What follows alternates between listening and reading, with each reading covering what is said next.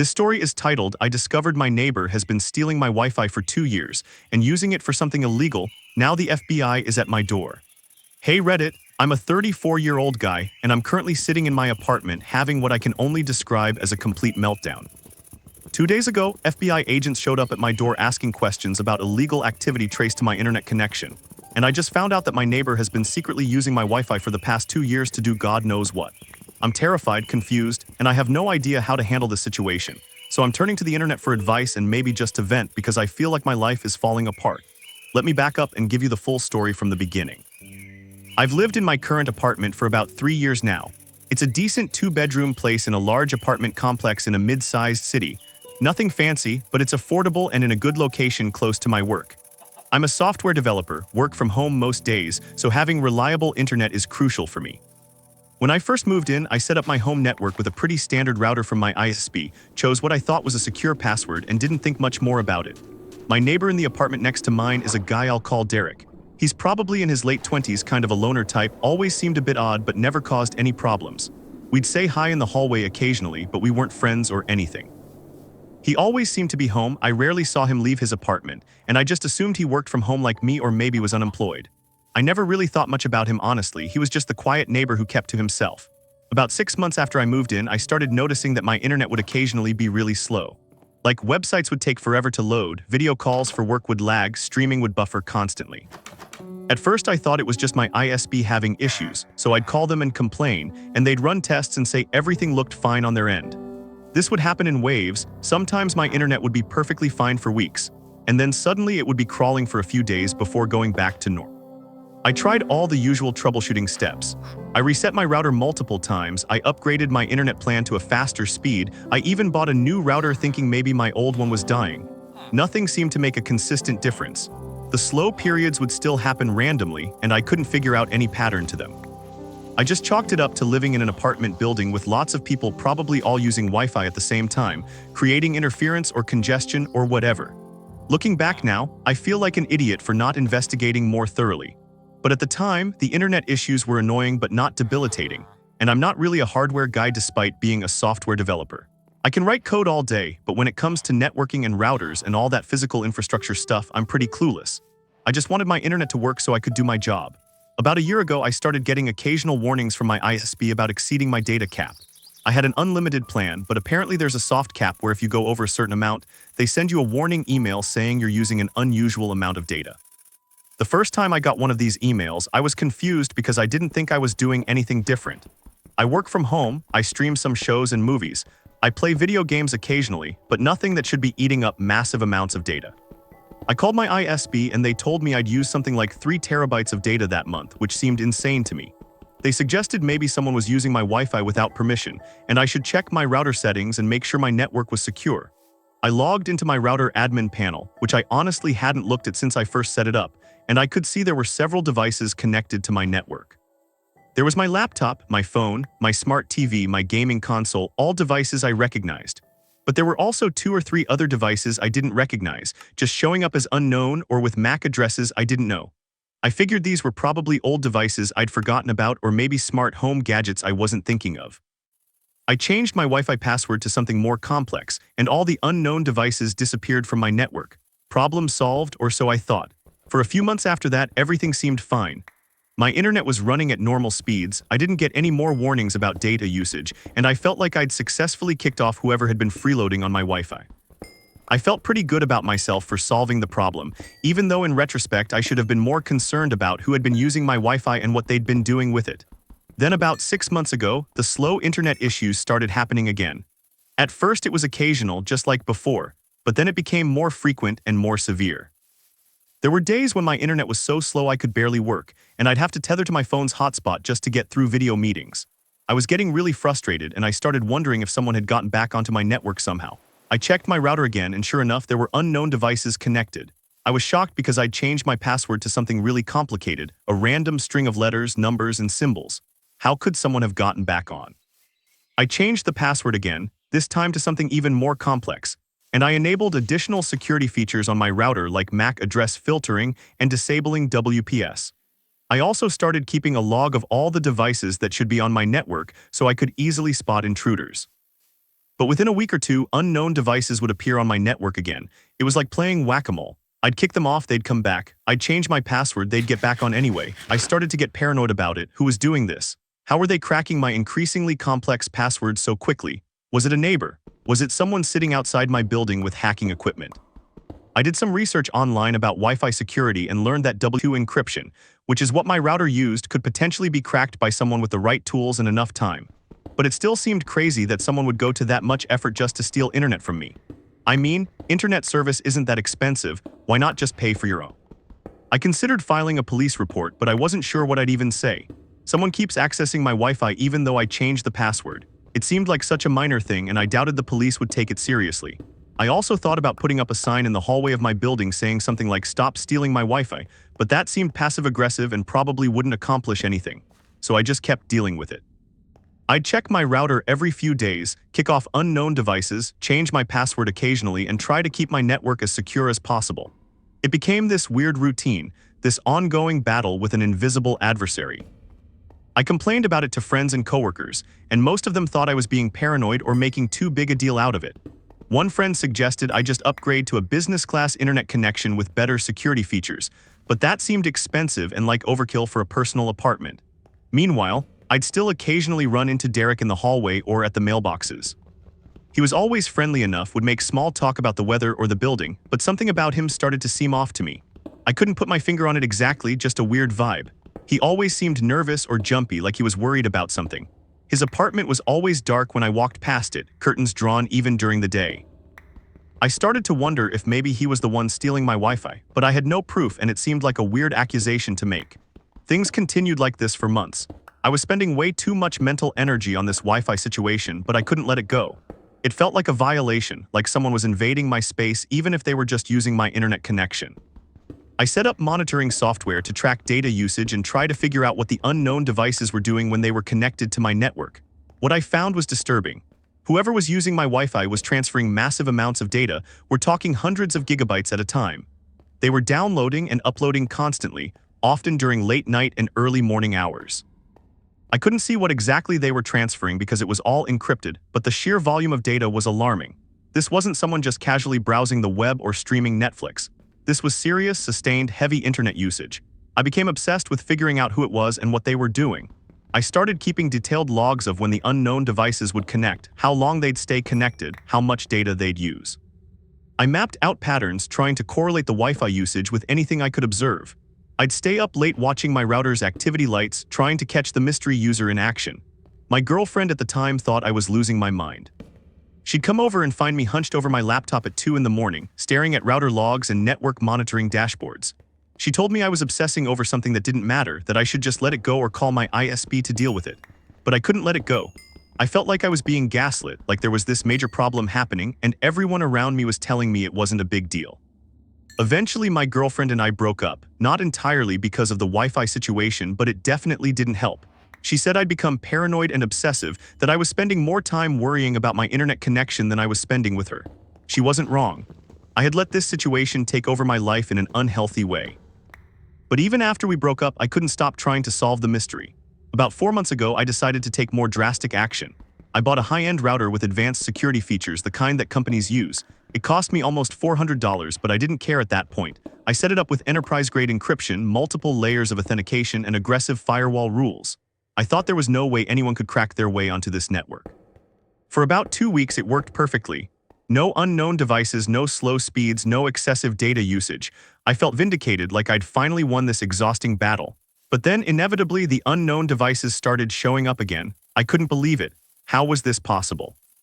I had every security feature enabled. I was using the strongest encryption available, and somehow someone was still getting onto my network.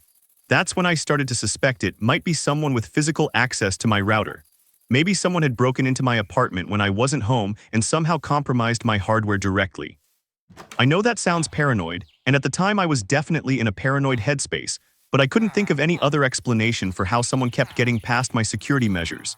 I installed a security camera in my apartment, one of those Wi-Fi cameras that sends alerts to your phone if it detects motion. I positioned it so it could see my front door and the area where my router was located. I started checking it obsessively whenever I was away from home, watching for any sign that someone had entered my apartment. For weeks, nothing unusual showed up on the camera. Just me coming and going, the occasional delivery person dropping off a package. I started to think maybe I really was being paranoid. Maybe there was some other explanation for what was happening with my network that I just wasn't technical enough to understand. Then 2 days ago, everything came crashing down in the worst possible way. I was working from home in the middle of a video call with my team when there was a loud knock on my door. I muted myself and went to see who it was, annoyed at the interruption. When I looked through the peephole, my stomach dropped. There were 2 people in suits standing outside my door and they looked official. I opened the door and they immediately identified themselves as FBI agents. They showed me their badges and asked if they could come in and talk to me about my internet connection. I was completely stunned. I let them in because I didn't know what else to do, and because I thought maybe this was finally going to solve the mystery of who'd been stealing my Wi-Fi. The agents were professional but serious. They told me that my IP address had been flagged in an ongoing investigation involving illegal online activity. They said there had been reports of child exploitation material being shared from my internet connection, as well as other illegal file sharing activities. They asked me if I lived alone, if anyone else had access to my network, if I'd noticed anything unusual about my internet usage. I felt like I was going to throw up. Child exploitation material being shared from my connection. I immediately started explaining about how someone had been stealing my Wi-Fi for years, how I'd been trying to kick them off but they kept getting back on, how I'd done everything I could to secure my network. The agents listened, took notes, but I could tell they were skeptical. I'm sure they hear excuses and denials all the time from people who are actually guilty. They asked to see my computers and devices and I showed them everything. My work laptop, my personal laptop, my phone, my tablet. They asked if they could search my apartment and I said yes, because I had nothing to hide and I wanted them to see that I wasn't the one doing these illegal things. They spent about 2 hours going through my apartment, looking at my devices, examining my router setup, asking me questions about my internet usage patterns. During the search, one of the agents noticed my security camera. He asked to see the footage and I showed him the app on my phone where all the recordings were stored. We scrolled through days and weeks of footage just showing me coming and going, nothing unusual. But then the agent asked if I'd noticed anything strange about my router, if it looked like it had been tampered with. I looked at my router, and that's when I noticed something I'd never seen before. There was a tiny device plugged into one of the Ethernet ports on the back of the router, something small and black that I'd completely missed during all my security checks. The agent carefully unplugged it and examined it. He showed it to his partner and they exchanged a meaningful look. "Do you know what this is?" The agent asked me. I had no idea. It looked like some kind of small computer or networking device, but it wasn't anything I'd installed or even knew existed. The agent explained that it was likely a device designed to intercept network traffic and provide unauthorized access to my Wi-Fi. Someone had physically installed this device on my router, probably by breaking into my apartment when I wasn't home. My mind was reeling. Someone had broken into my apartment and installed a hacking device on my router. When? How? I started frantically scrolling through my security camera footage, but then I realized the camera had only been installed about a month ago. Whatever had been done to my router had probably happened long before that. The agents asked me about my neighbors, whether I'd had any conflicts with anyone, whether I'd noticed anyone suspicious hanging around. I told them about Derek, about how he'd always seemed odd, about how he was always home and never seemed to have visitors or go anywhere. I told them about my suspicions that someone in my building was stealing my Wi-Fi. The agents took down Derek's information and said they'd look into it. They also took the device they'd found on my router along with my router itself as evidence. They gave me a receipt for everything they'd taken and said I should expect to hear from them soon. They told me not to discuss the investigation with anyone, especially not my neighbors, as it could compromise their work. After they left, I just sat in my apartment in complete shock.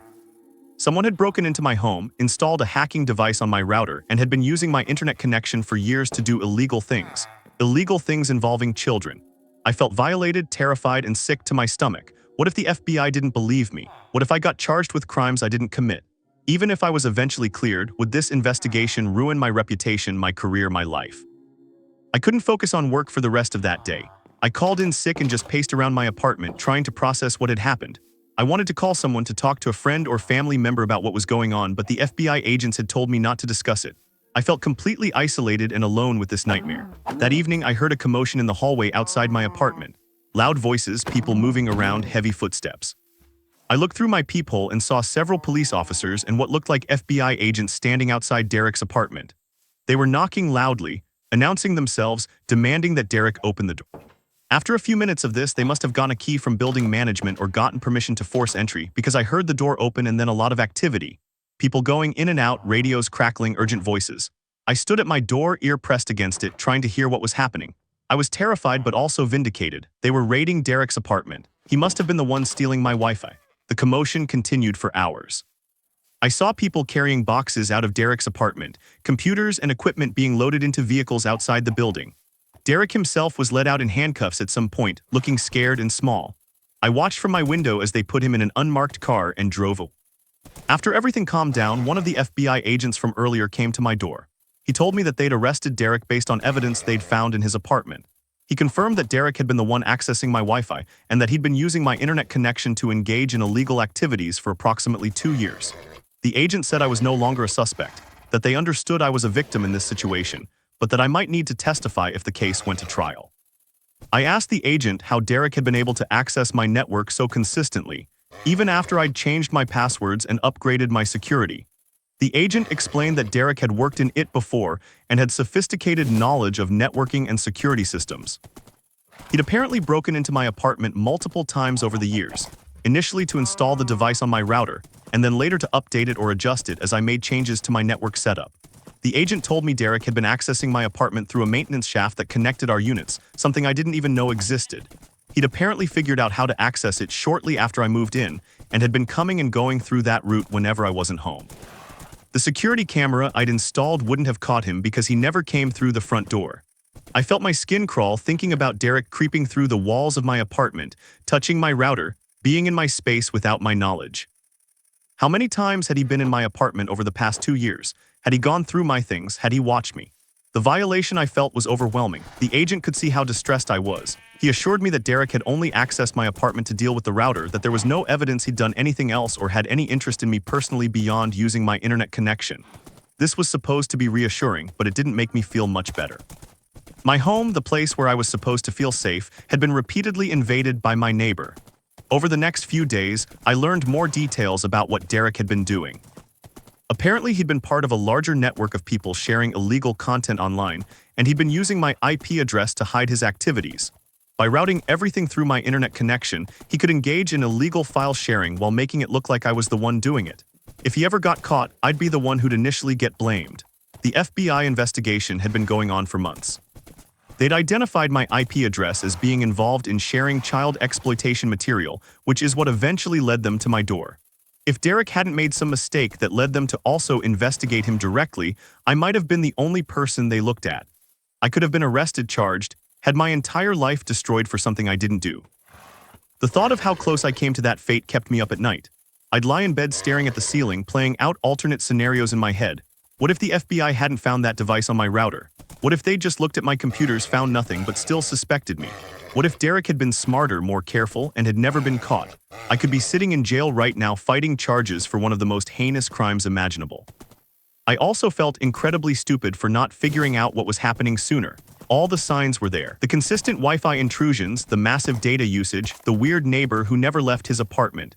I'd suspected something was wrong, but I'd never imagined it could be something this serious.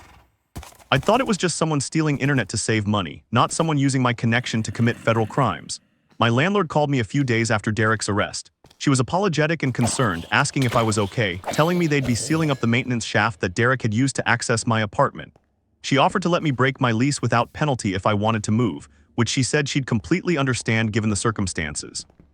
She also mentioned that several other tenants in the building were freaking out, worried that Derek might have accessed their apartments too. I thought seriously about moving. The idea of staying in an apartment that Derek had repeatedly broken into made my skin crawl. But I'd been there for 3 years, and despite everything, I liked the place. I liked the location, the rent was reasonable, and the thought of packing up and moving felt exhausting on top of everything else I was dealing with. Plus, with the maintenance shaft sealed and Derek in custody, I'd probably be safer there than I'd been in years. I decided to stay, at least for now.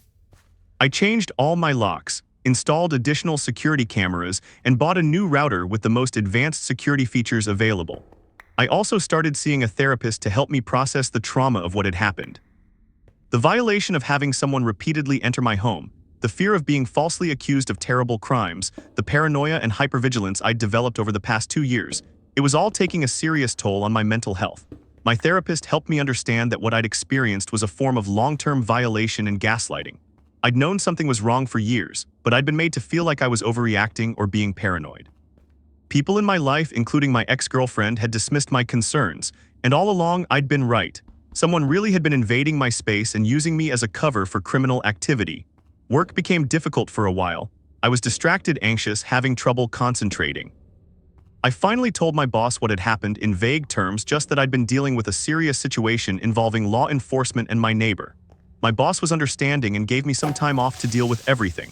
My coworkers were curious and wanted details, but I kept things vague. I didn't want to become the guy whose neighbor used his Wi-Fi to commit crimes. I didn't want that to be my identity in the office. About a month after Derek's arrest, I was contacted by a prosecutor working on the case. She wanted to meet with me to discuss my potential testimony at trial. I met her at a coffee shop near the courthouse, and she explained what they'd found in Derek's apartment and on his devices. Apparently, Derek had been involved in this illegal activity for much longer than 2 years. He'd been doing it from previous addresses, using various methods to hide his identity and location. When he moved into my building, he'd initially been paying for his own internet, but his activities had quickly gotten his service terminated by his ISP. That's when he'd started looking for other options and had targeted my network. The prosecutor explained that Derek had researched me before making his move. He'd figured out my schedule, knew when I'd be out of the apartment, and had planned his break-ins carefully. He'd chosen me specifically because I lived alone, worked from home on a predictable schedule, and didn't seem to have a lot of visitors who might notice things being out of place. Hearing this made me feel even more violated. It wasn't random, I'd been specifically targeted and studied. Derek had put thought and effort into exploiting me. The prosecutor could see how upset this information made me, and she assured me that Derek was facing serious charges that would likely result in a lengthy prison sentence. She said my testimony about the Wi-Fi intrusions and the impact this had on my life would be important for the case. I agreed to testify, even though the idea of it made me anxious.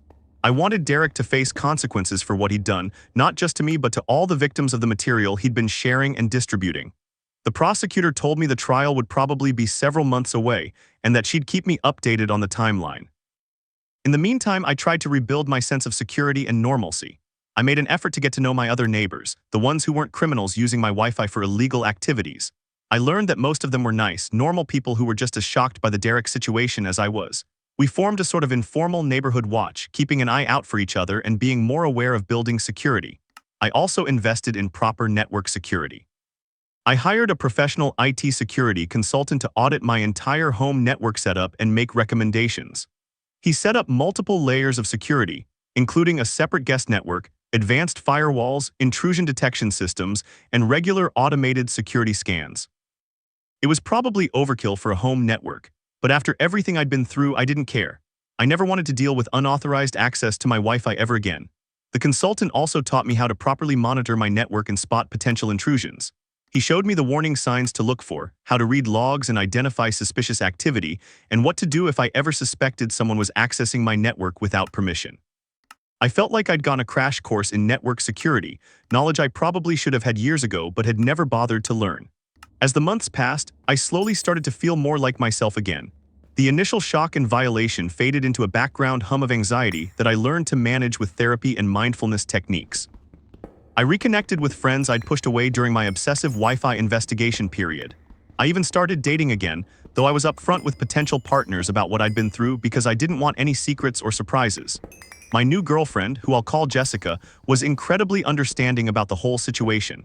She didn't think I was crazy or paranoid for being concerned about network security. She actually thought it was impressive that I'd persisted in trying to solve the problem even when everyone around me was telling me to let it go. She said my instincts had been right all along, and I should trust myself more. Derek's trial finally happened about 5 months after his arrest. I had to take 2 days off work to testify. Walking into that courtroom and seeing Derek sitting at the defense table was surreal. He looked smaller and older than I remembered, defeated. He wouldn't make eye contact with me as I took the stand. I testified about the Wi-Fi intrusions, about the years of trying to secure my network, about the impact it had on my work and my life. The defense attorney tried to suggest that maybe I'd known what Derek was doing, that maybe I'd been complicit somehow. But the prosecutor shut that down quickly with evidence showing I'd repeatedly tried to kick unauthorized users off my network and had even called my ISP multiple times to report the intrusions. The jury deliberated for less than a day before finding Derek guilty on all counts. The judge sentenced him to 15 years in federal prison. As they led him out of the courtroom, I felt a mix of relief, vindication, and sadness. Relief that it was over, vindication that I'd been right all along about someone stealing my Wi-Fi, and sadness that someone's life had been destroyed by their terrible choices and criminal behavior. After the trial, the prosecutor thanked me for my testimony and told me I'd been a crucial witness. She said my detailed documentation of the Wi-Fi intrusions and my efforts to secure my network had helped establish the timeline and pattern of Derek's activities. She also told me I could pursue a civil lawsuit against Derek for damages, though she acknowledged that getting any money from him would be unlikely given that he'd be in prison and probably had no assets. I thought about suing him but decided against it. I just wanted to move on with my life.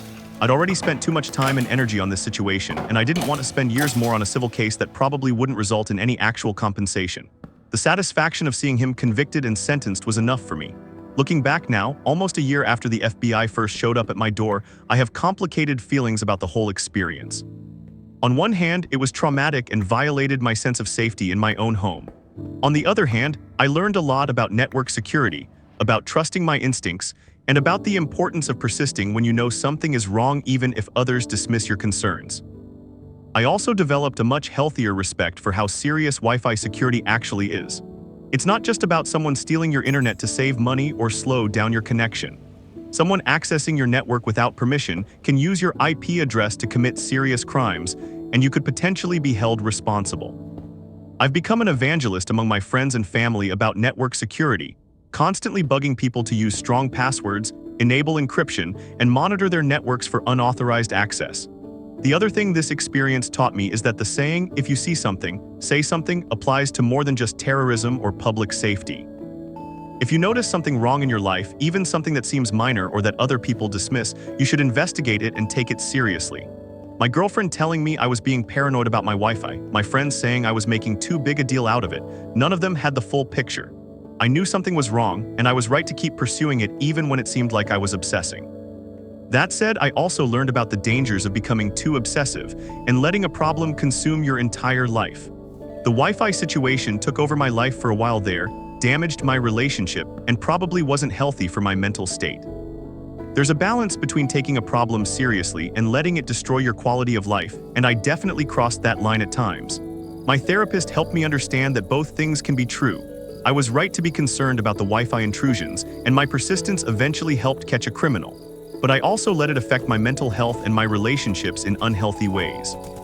The key is finding that balance, taking problems seriously without letting them consume you, trusting your instincts while also maintaining perspective. These days, my life is pretty normal again. I still live in the same apartment, though it feels different now, more secure.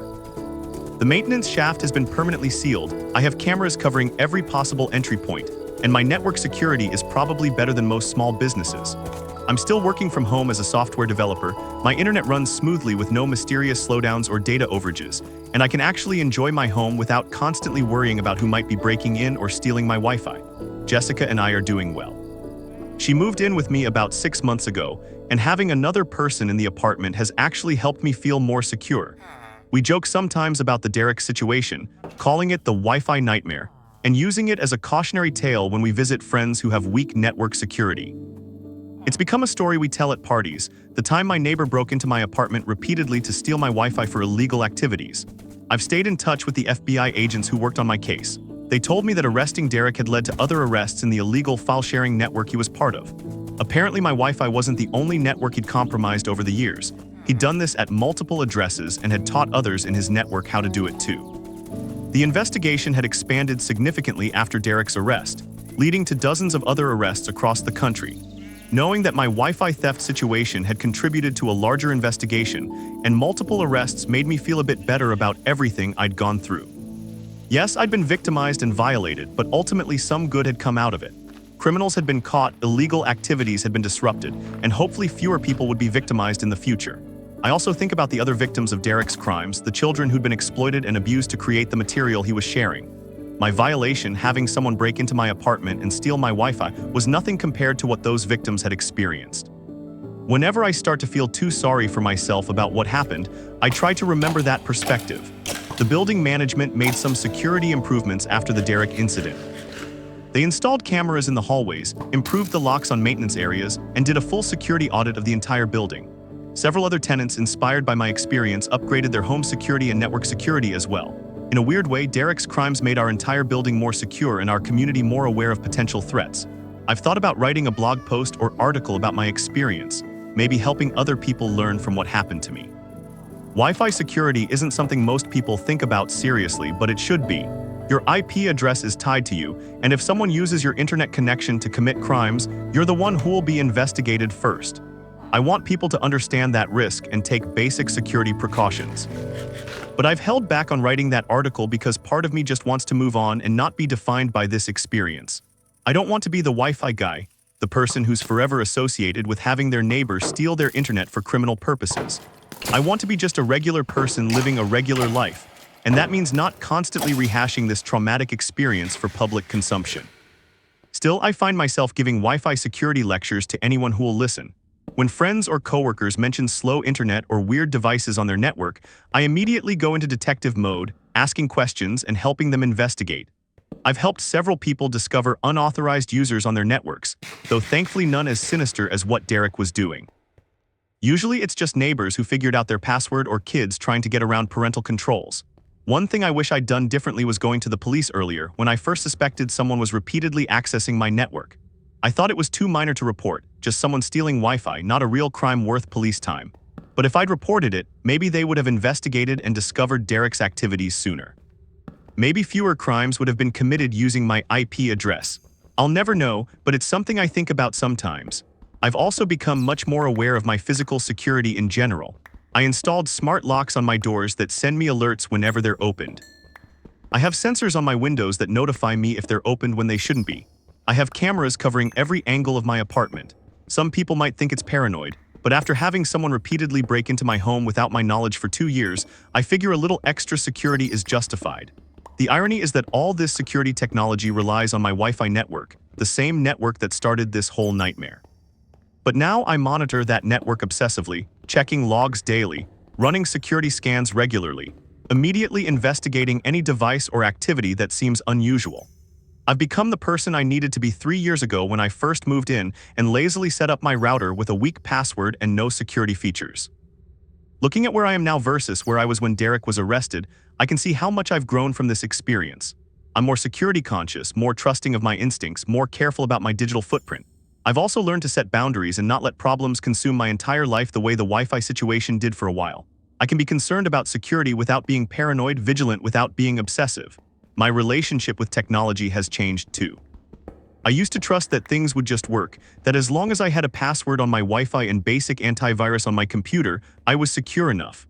Now I understand that security is an ongoing process, not a one-time setup. Threats evolve, vulnerabilities are discovered, and you have to stay informed and proactive to protect yourself. So that's my story, Reddit. My neighbor stole my Wi-Fi for 2 years to commit federal crimes. The FBI showed up at my door and I thought my life was over, but it turned out I was the victim and the real criminal got caught and sent to prison. It was terrifying, violating, and traumatic, but I survived it and maybe even became a better, more aware person because of it. If you're reading this and you have suspicions that someone's accessing your network without permission, take it seriously. Check your router logs, monitor your data usage, change your passwords regularly, and enable every security feature available. If the problem persists, document everything and consider reporting it to law enforcement. Your instincts are probably right, and what seems like minor Wi-Fi theft could be covering up something much more serious. And if you're someone who's ever thought about stealing your neighbor's Wi-Fi or using someone else's internet connection without permission, please don't.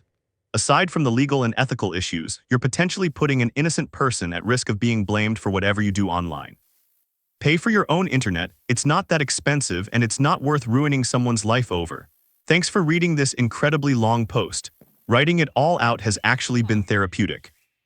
I haven't told the full story to many people, and getting it all down in one place helps me process everything that happened.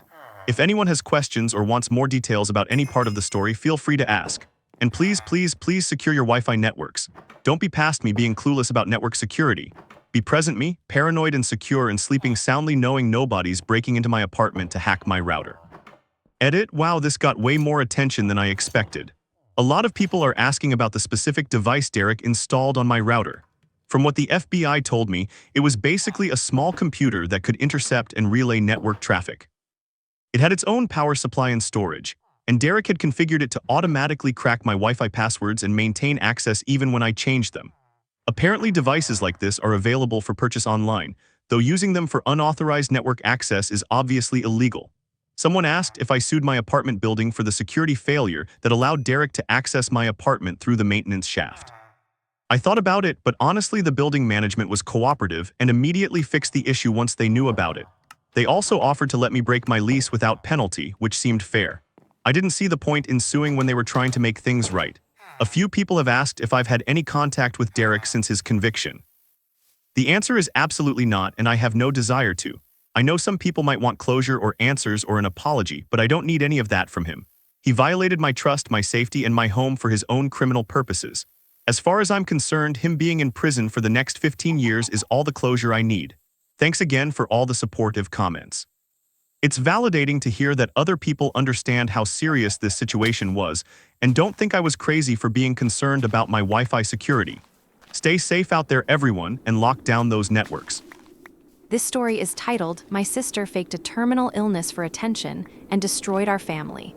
Now she wants forgiveness, but I can't give it to her." Hey Reddit, I'm a 29-year-old woman, and I'm writing this because I genuinely don't know if I'm being unreasonable or if my feelings are justified. My younger sister Melissa, who's 26, pulled off one of the most elaborate and cruel deceptions I've ever heard of, and even though it's been over a year since the truth came out, my family is pressuring me to forgive her and move on. I can't do it, and I don't know if I ever will be able to. Let me start from the beginning so you can understand the full scope of what happened. Melissa and I grew up in a pretty normal middle-class family in the suburbs. Our parents are good people, maybe a bit traditional and definitely the type who value family above everything else. I'm the older sister by 3 years, and growing up, Melissa and I had a typical sibling relationship. We fought sometimes, we were close other times, nothing unusual. I was always the more academic one, got good grades, went to a good college, became a teacher. Melissa was more creative and artistic, struggled a bit in school, and eventually went to community college for graphic design. Our parents always tried to treat us equally, but I'll admit that I probably got more attention for my achievements because they were more traditional academic accomplishments. Melissa's art was beautiful, but our parents didn't really understand it or know how to celebrate it the same way they celebrated my honor roll certificates and scholarship awards. I don't think this justifies what Melissa did, but it might explain some of her psychology, or at least that's what my therapist says. About 3 years ago, Melissa started mentioning that she wasn't feeling well. She said she was tired all the time, having headaches, feeling nauseous. Our parents told her to go to the doctor, and she said she did, and that they ran some tests but everything came back normal. She kept complaining about symptoms for months, saying she was getting worse, that the fatigue was unbearable, that she was losing weight. We could all see that she did look thinner and more tired, so we were getting increasingly worried. Then one day, about 2.5 years ago, Melissa called a family meeting. She gathered me, our parents, and our younger brother Tim in the living room and told us she had something serious to share. I remember the look on her face, so somber and scared, and I immediately felt my stomach drop. She told us that she'd been diagnosed with stage 3 ovarian cancer. She said the doctors had found tumors, that she needed aggressive treatment, and that her prognosis wasn't great, but she was going to fight it. We were all devastated. Our mother started crying immediately, our dad just sat there in shock, and I felt like the floor had dropped out from under me.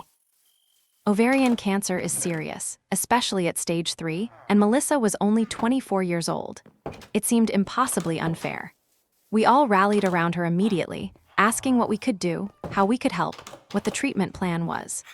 Melissa said she'd be starting chemotherapy in a few weeks, that she'd need to take time off from her job at a local marketing agency, and that she was scared but trying to stay positive.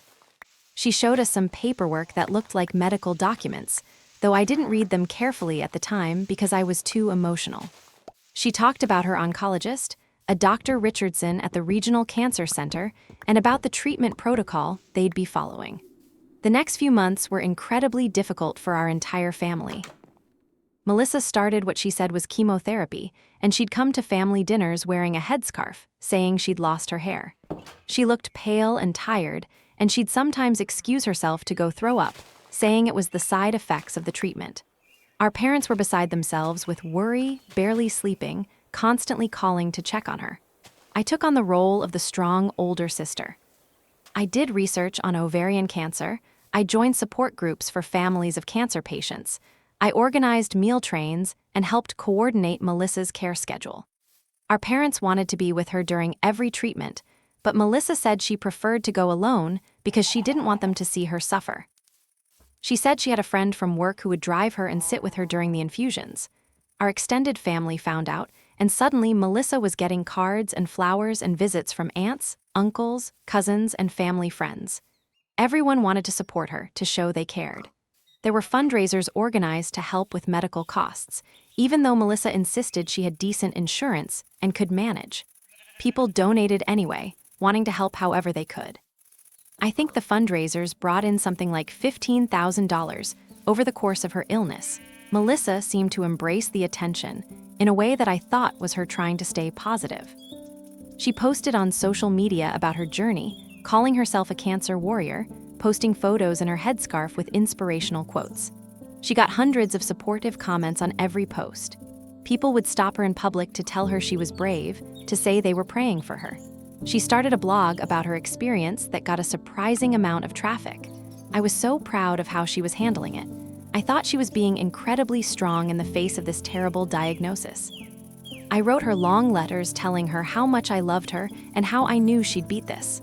I spent hours with her, watching movies, talking about life, trying to keep her spirits up. We actually became closer during this time than we'd been since we were kids. Our parents aged visibly during this period. The stress of having a child with cancer was crushing them. My dad started having stress-related health issues, high blood pressure, and insomnia. My mom became obsessed with alternative treatments, constantly researching herbs and supplements and special diets that might help. She'd bring Melissa bags of groceries with organic vegetables and expensive supplements. Our parents spent thousands of dollars trying to support Melissa in every way possible.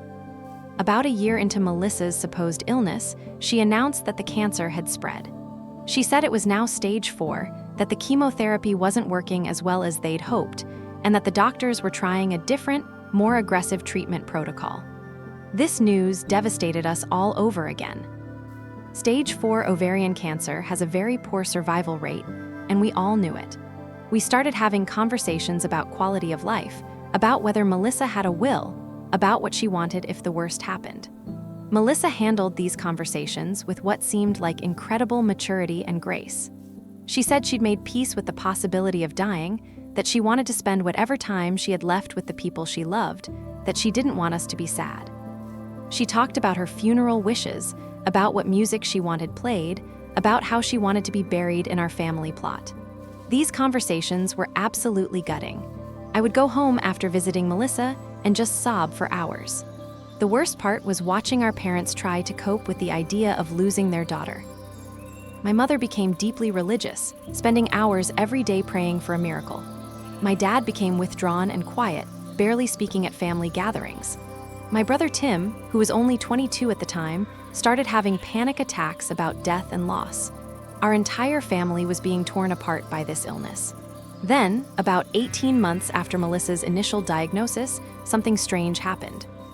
I was at a coffee shop near the hospital where Melissa supposedly received her treatments, and I saw a woman who I recognized as one of the oncology nurses I'd seen in photos on the cancer center's website. I approached her and introduced myself, saying my sister was a patient of Dr. Richardson's, and I just wanted to thank her for the care she provided. The nurse looked confused. She said she knew Dr. Richardson well and asked for my sister's name so she could place her. I told her, and the nurse's expression became even more confused. She said she didn't recognize the name, but that didn't necessarily mean anything since there were many patients.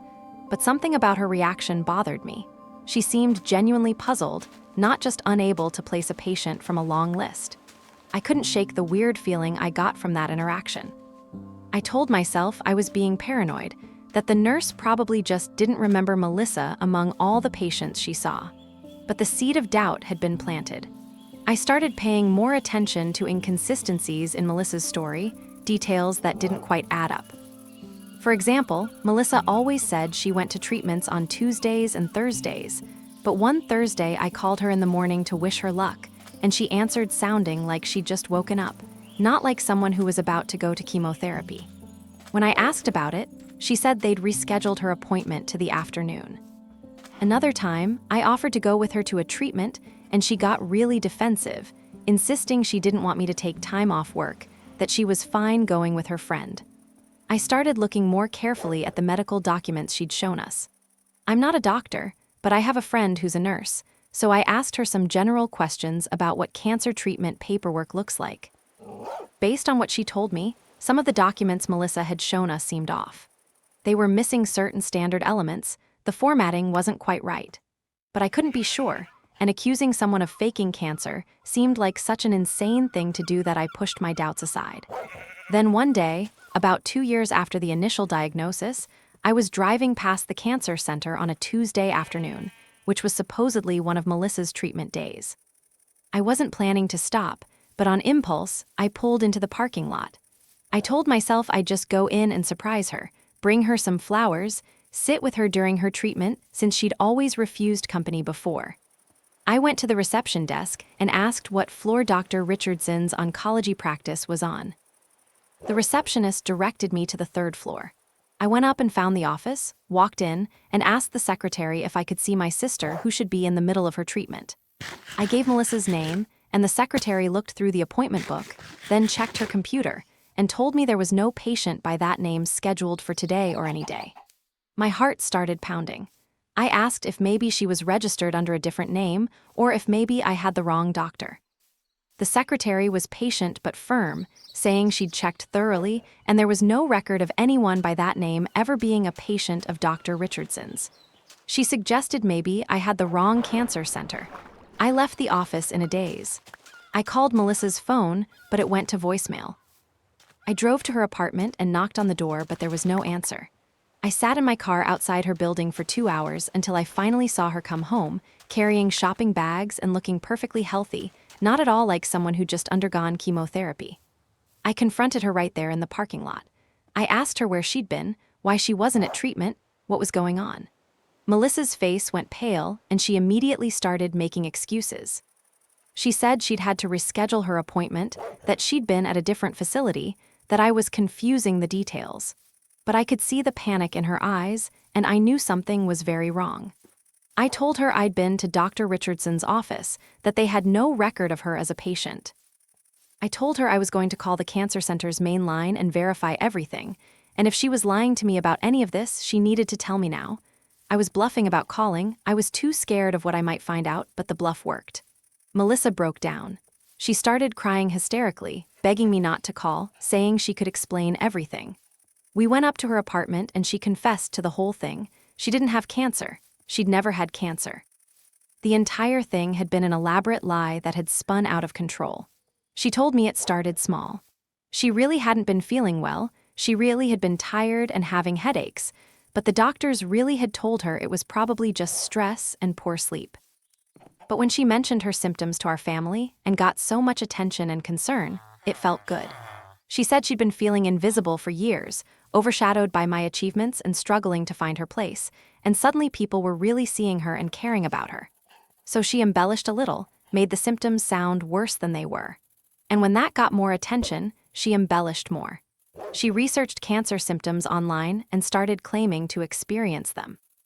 When our parents pushed her to get more tests, she said she had, and she faked some medical documents she found templates for online. When she announced the cancer diagnosis, the outpouring of love and support was overwhelming, and she didn't know how to back out of the lie without humiliating herself and disappointing everyone. She admitted she'd been buying headscarves and pretending to lose her hair, that she'd been making herself throw up to simulate chemo side effects, that she'd been losing weight on purpose through extreme dieting. The friend who supposedly drove her to treatments didn't exist. On her treatment days, she'd been going to coffee shops or the library or just driving around, waiting until enough time had passed that she could go home and pretend she'd been at the hospital. All the money from fundraisers had gone into her bank account.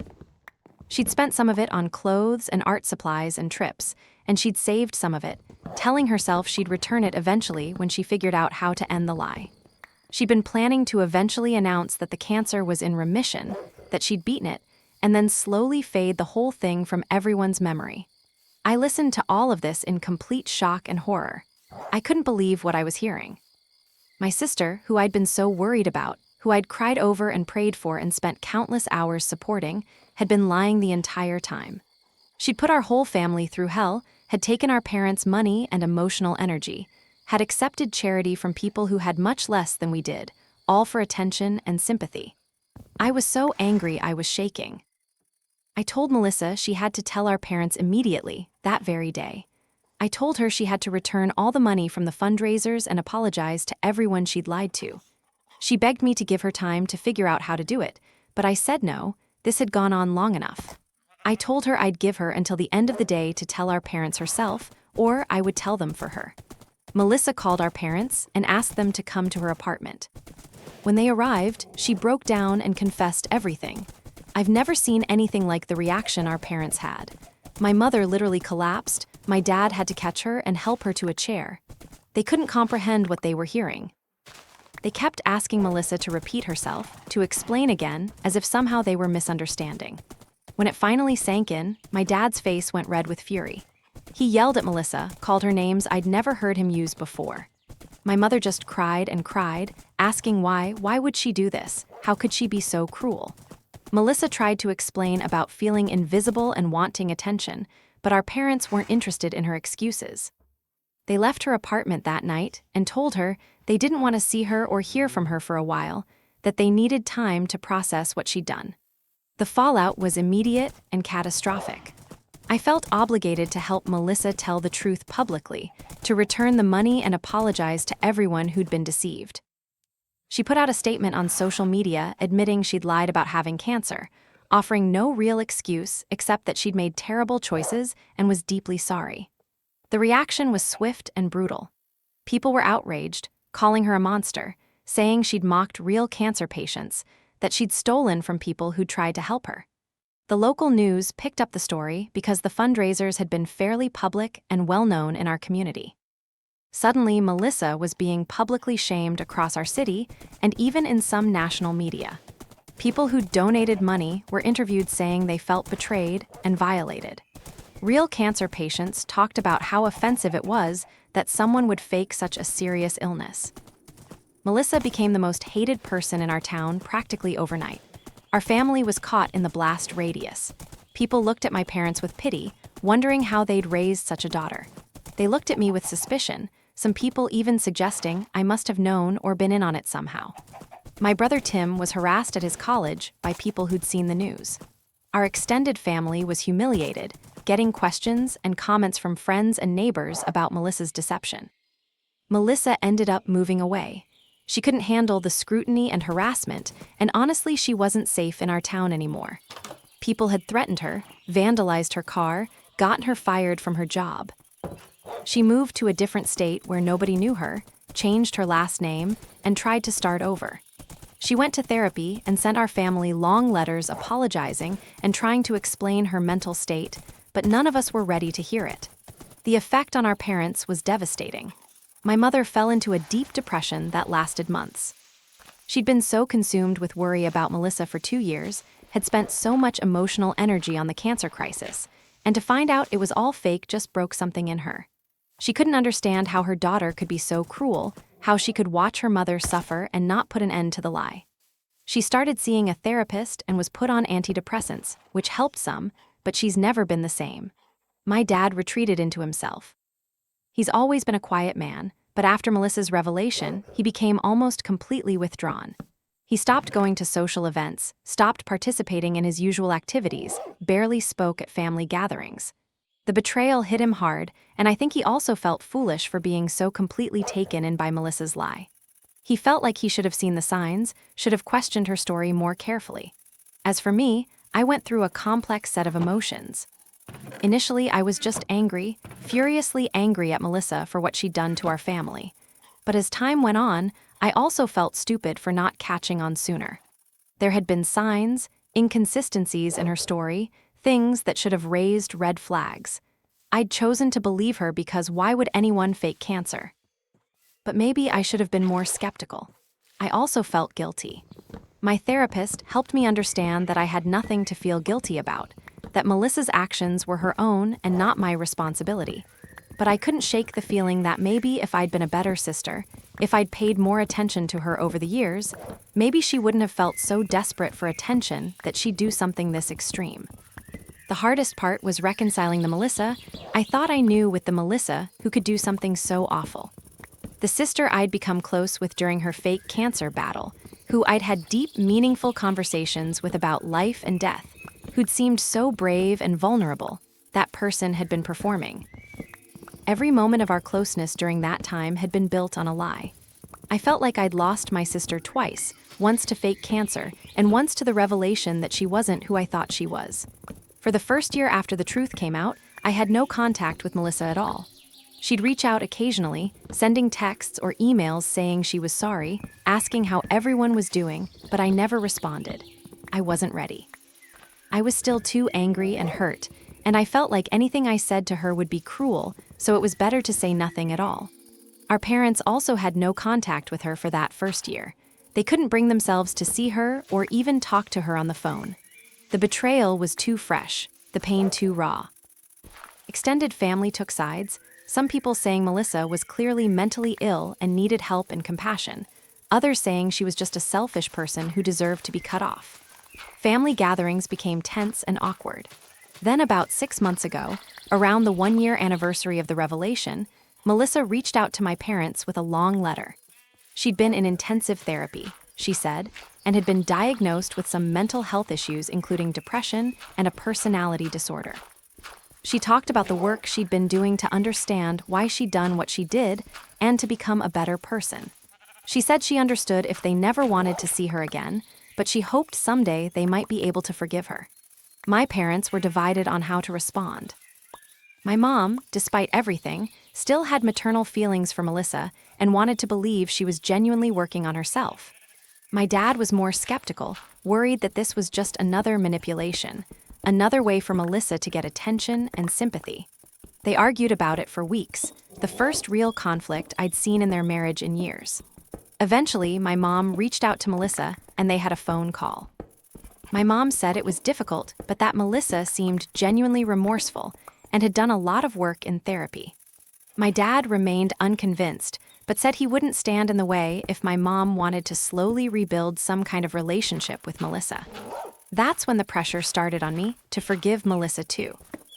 My mom would bring her up in conversation, telling me about their phone calls, hinting that maybe I should reach out too. She'd say things like, "Melissa asks about you," or "Melissa really regrets losing her relationship with you." Extended family members who decided to be team forgiveness would tell me that holding grudges wasn't healthy, that Melissa had mental health issues and needed support, that she was still my sister. I pushed back, saying I wasn't ready and might never be ready. But the pressure continued and even intensified. My mom started suggesting that we have a family meeting with Melissa, that seeing her in person might help me understand how much she'd changed. My dad, who'd been on my side about maintaining distance from Melissa, started softening his position after my mom started reporting on their phone conversations. Even my brother Tim, who'd been angry at Melissa for what she put us through, started saying maybe we should give her another chance. I felt like I was being ganged up on. Everyone in my family seemed to be moving toward forgiveness except me, and I was being made to feel like I was the problem.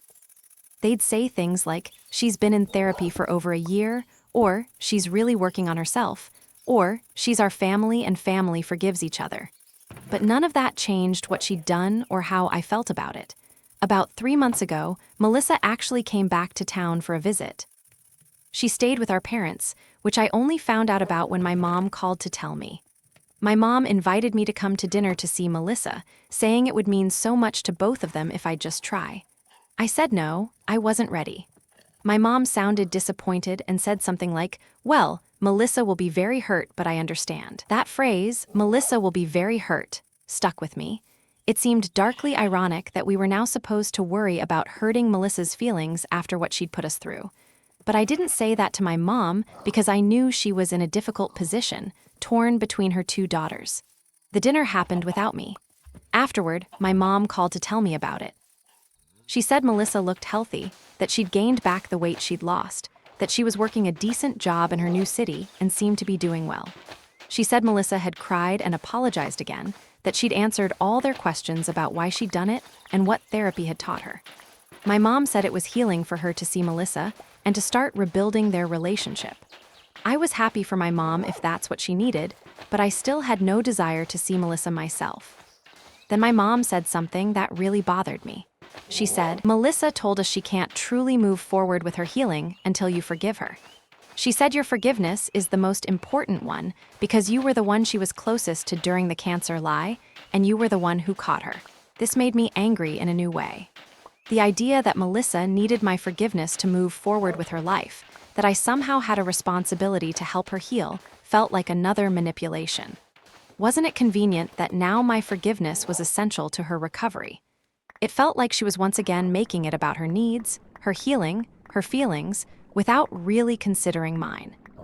I told my mom that Melissa's healing was not my responsibility, that I didn't owe her forgiveness just because she decided she wanted it. My mom got defensive, saying she wasn't trying to pressure me, that she just wanted me to know how Melissa felt. But it was pressure, whether she intended it that way or not. The pressure has continued over the past few months. Melissa has sent me letters that my mom delivers, asking if we can talk, saying she understands I'm angry, but she hopes I'll give her a chance to apologize in person. My mom forwards me texts from Melissa saying things like, "I miss my sister," or "I'd give anything to hear her voice." Various family members have reached out to tell me they think it's time I consider forgiving Melissa. Last week, things came to a head. My parents hosted a family barbecue, and when I arrived, Melissa was there. My mom had told me she wouldn't be there, but apparently that was a lie designed to get me to come.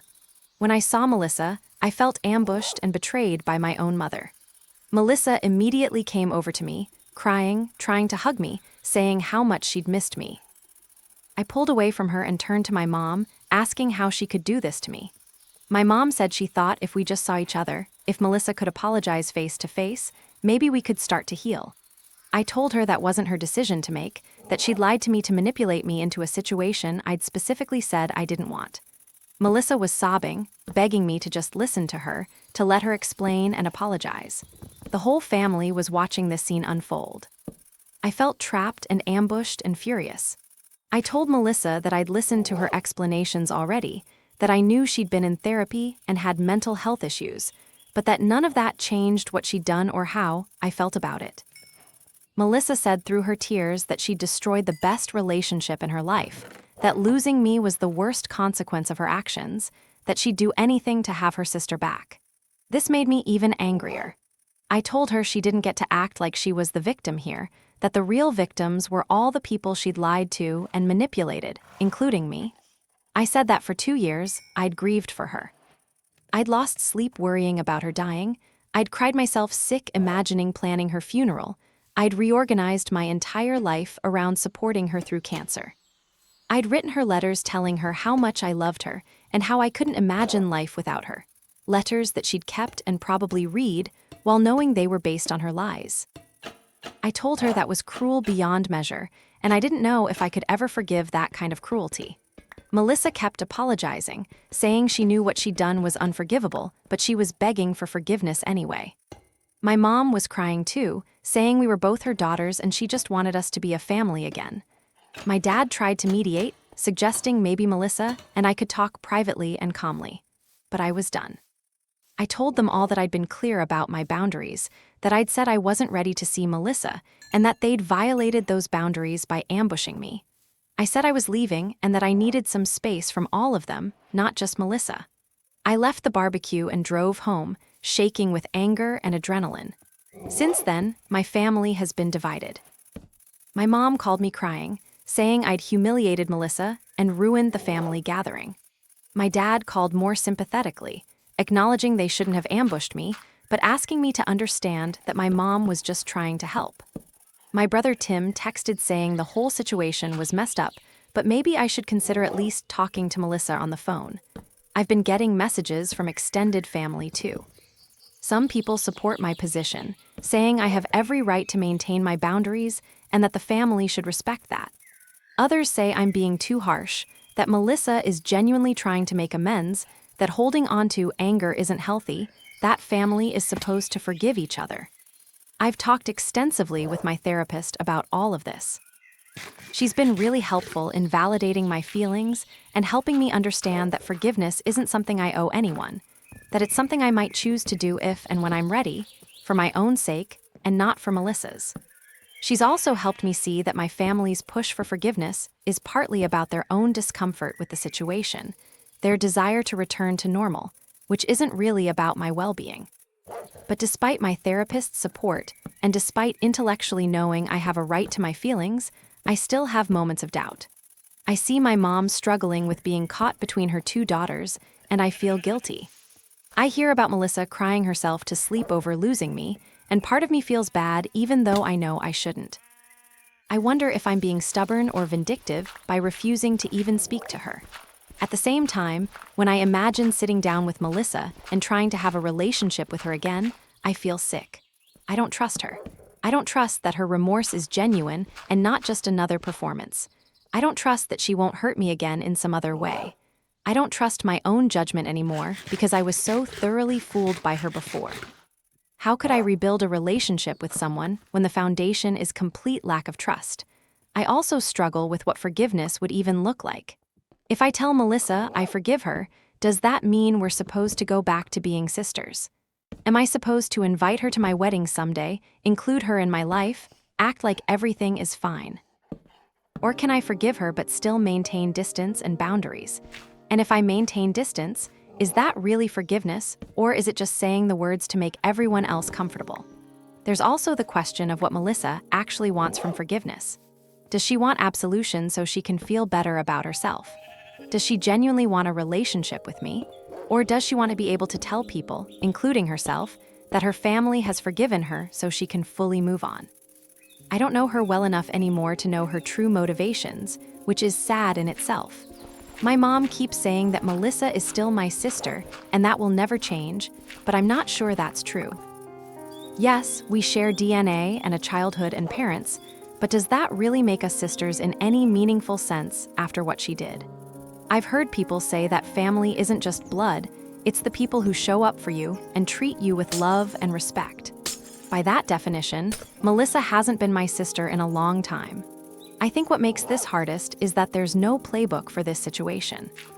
If Melissa had committed some other kind of betrayal, if she'd stolen from me, or slept with a boyfriend, or spread malicious rumors about me, those would be bad but somehow more comprehensible. But faking terminal cancer is so extreme and bizarre that I don't know anyone who's dealt with anything similar. I can't find many stories online of people whose family members did something like this and how they handled it. The stories I have found are mostly about acquaintances or coworkers faking illness, not immediate family members. And in those stories, the fake sick person is usually just cut off completely.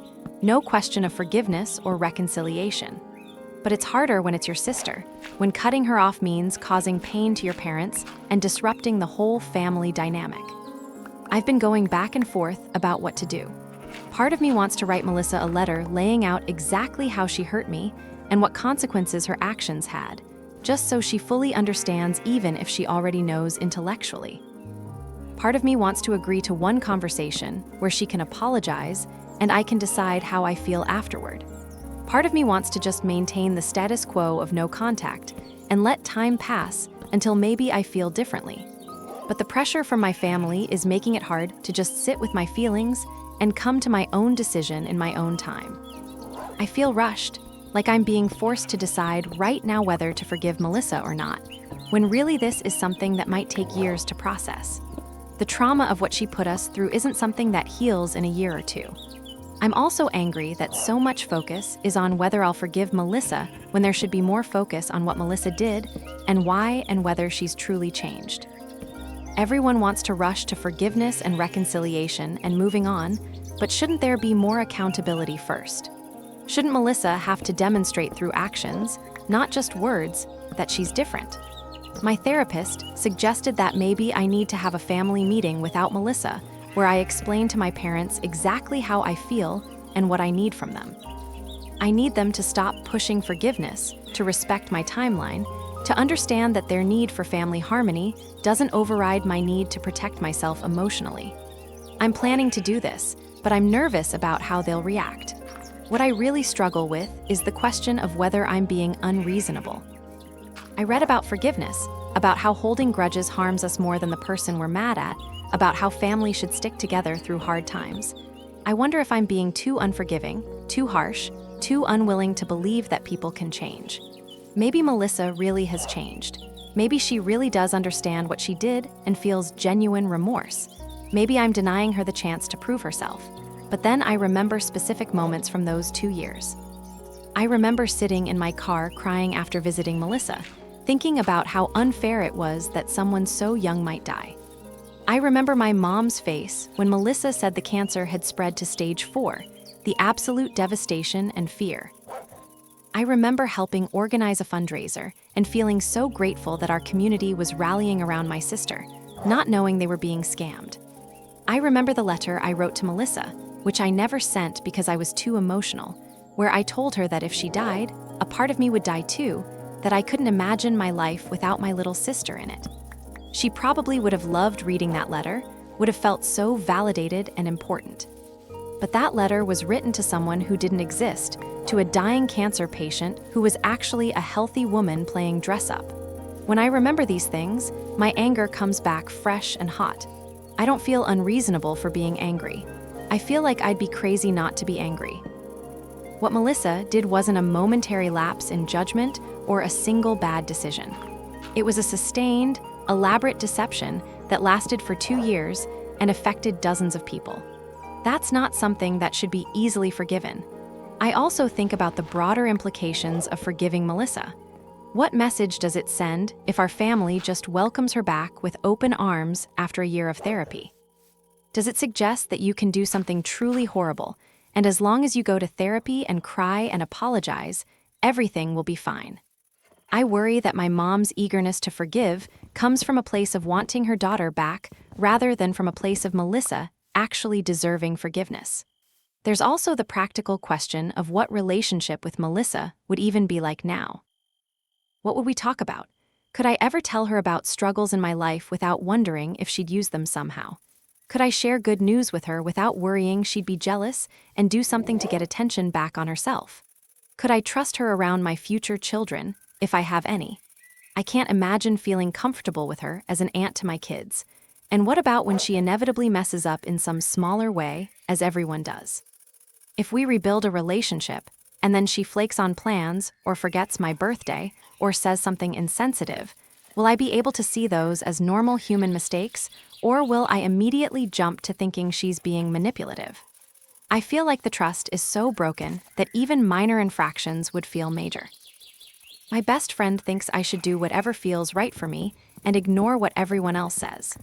She's been supportive of my decision to maintain distance from Melissa, and she's told me multiple times that I'm not obligated to forgive someone just because they're family.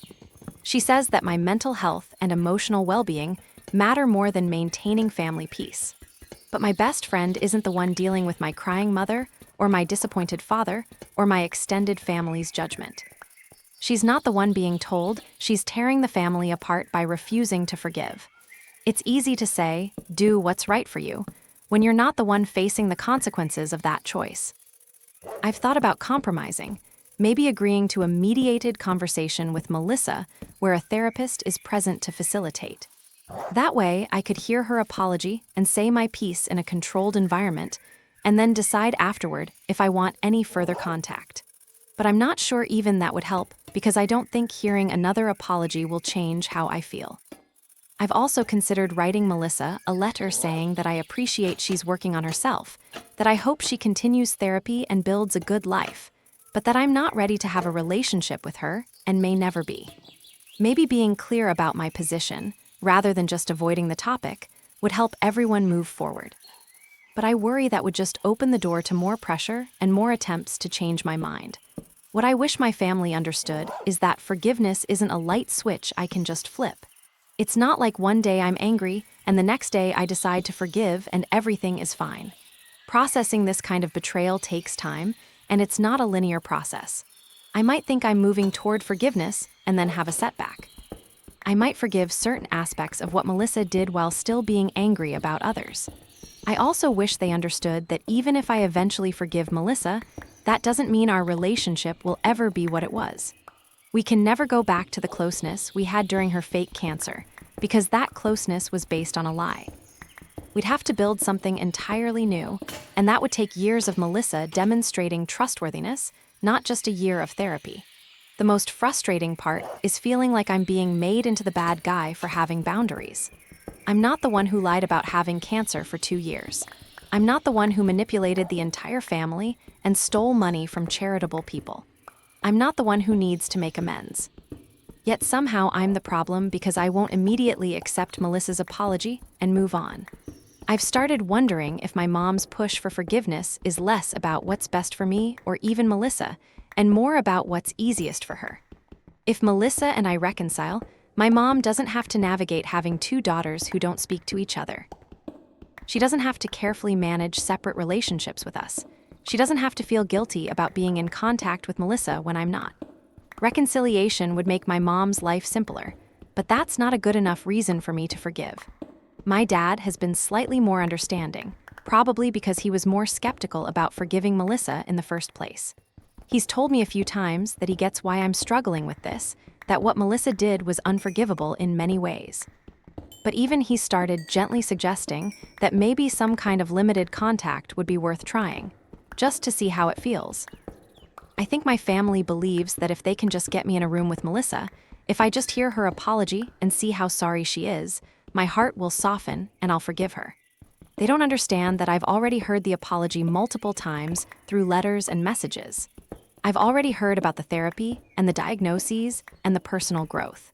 Hearing it again, in person, isn't going to magically change my fundamental feelings about what she did.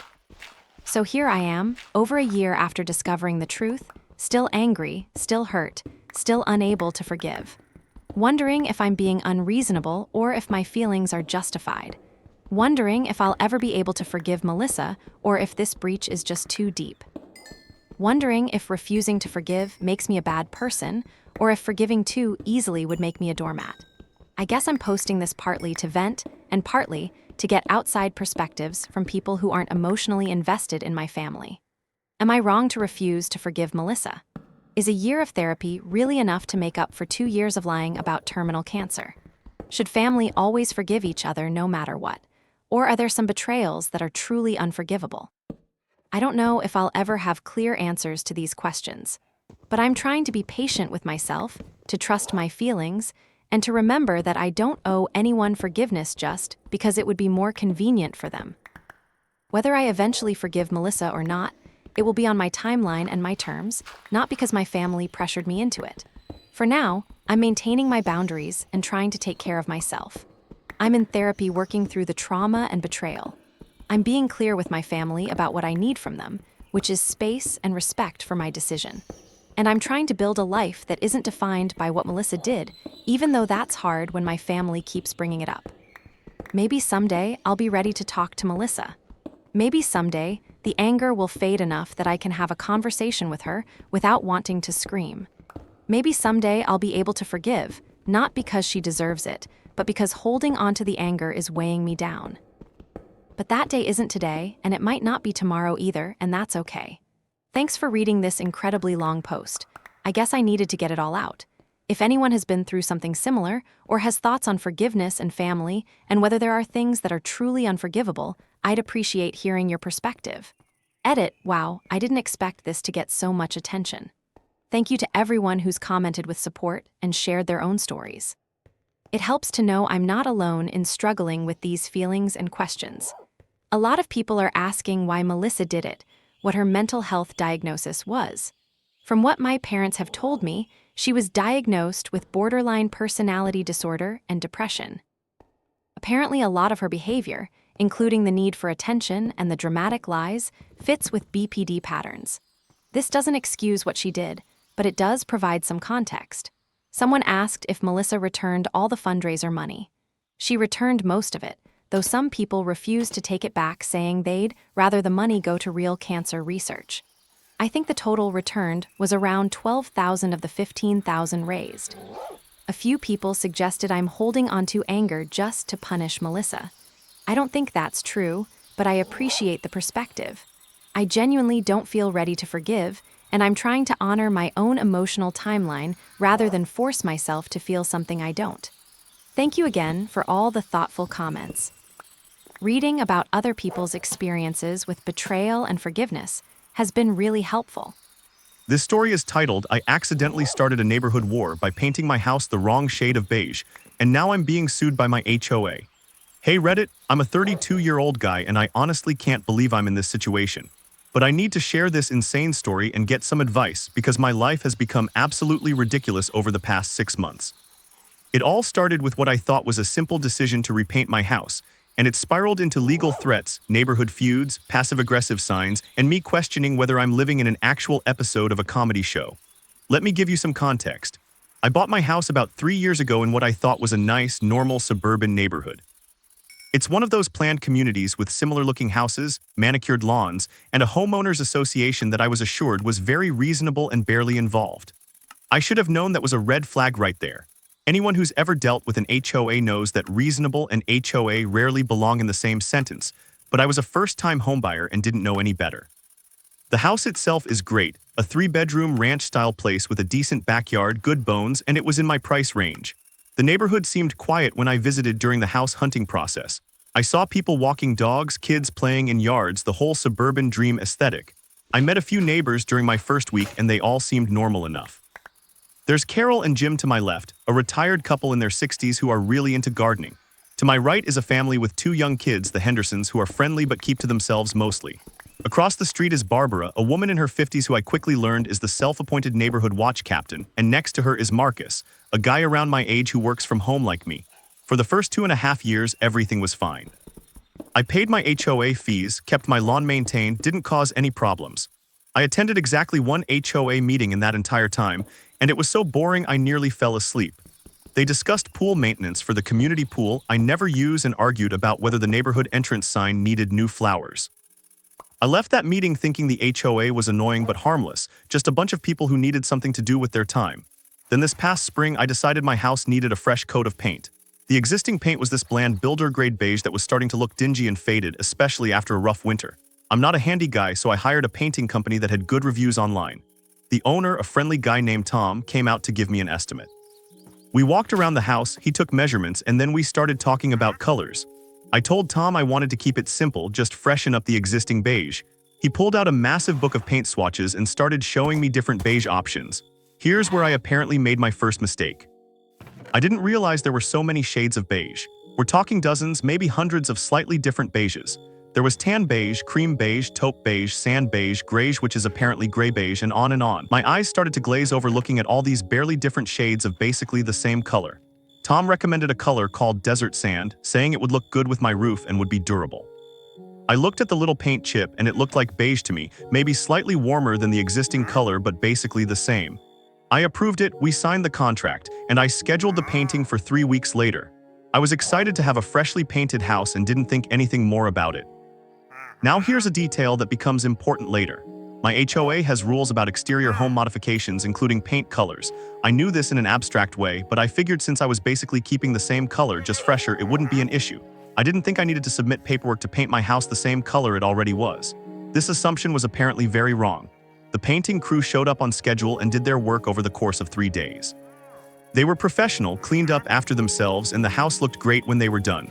The new paint was crisp and clean, and I was really happy with how it turned out. The color looked almost identical to the old color to me, maybe a tiny bit warmer but nothing dramatic. I paid the painters they left and I thought that was the end of it. 2 days later I came home from running errands and found a notice stuck to my front door. It was from the HOA, specifically from the Architectural Review Committee, informing me that my house had been painted in an unapproved color and that I needed to submit my paint choice for approval within 10 days. I was confused because again, I thought I'd basically painted it the same color. I dug out my HOA documents, which I honestly hadn't looked at since I bought the house, and started reading through the section on exterior modifications. Turns out any change to the exterior of your home, including repainting even in a similar color, requires written approval from the Architectural Review Committee before the work is done. You have to submit a detailed application with the specific paint brand, color name, and color code, along with a sample paint chip, and wait for the committee to review and approve it. This process can take up to 30 days. I had done none of this. I called the HOA management company, explained the situation, and asked if I could submit a retroactive application since the paint was already done, but was basically the same color. The woman on the phone, who sounded bored and annoyed, said I could submit an application, but there was no guarantee it would be approved. And if it wasn't approved, I'd have to repaint the house in an approved color at my own expense. She also mentioned there would be a fine for doing the work without prior approval, but she couldn't tell me how much without the board reviewing my case. I was starting to get annoyed, but figured this was probably just bureaucratic nonsense that would get sorted out quickly. I filled out the application form, which was ridiculously detailed, drove to Home Depot to get a paint chip of desert sand, and submitted everything to the HOA. Then I waited. About a week later, I got a letter from the HOA. My paint color had been rejected.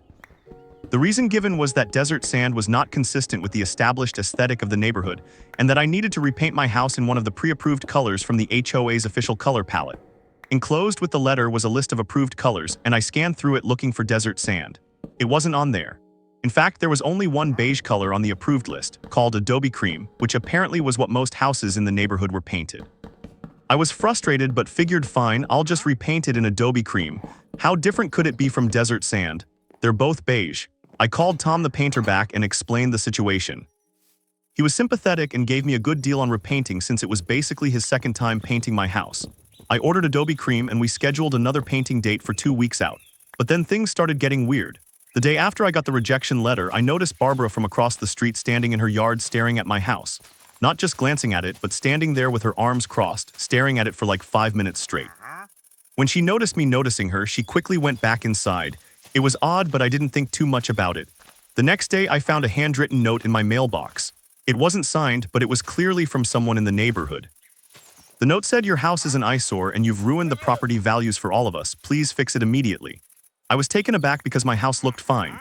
Yes, it was technically the wrong shade of beige according to the HOA, but it wasn't like I'd painted it hot pink or covered it in graffiti. It was just a slightly different beige than before. I mentioned the note to Marcus when I ran into him getting his mail. He looked uncomfortable and said, "Yeah, people are talking about it." Barbara is really upset. I asked why anyone would be upset about a paint color that's barely different from the original, and Marcus just shrugged and said, "You know how people are in HOAs. They take this stuff seriously." Over the next week, things escalated in ways I couldn't have predicted. I started noticing people walking by my house more frequently than normal, often stopping to look at it and talk to whoever they were with. Some people were subtle about it, but others would literally point at my house while talking.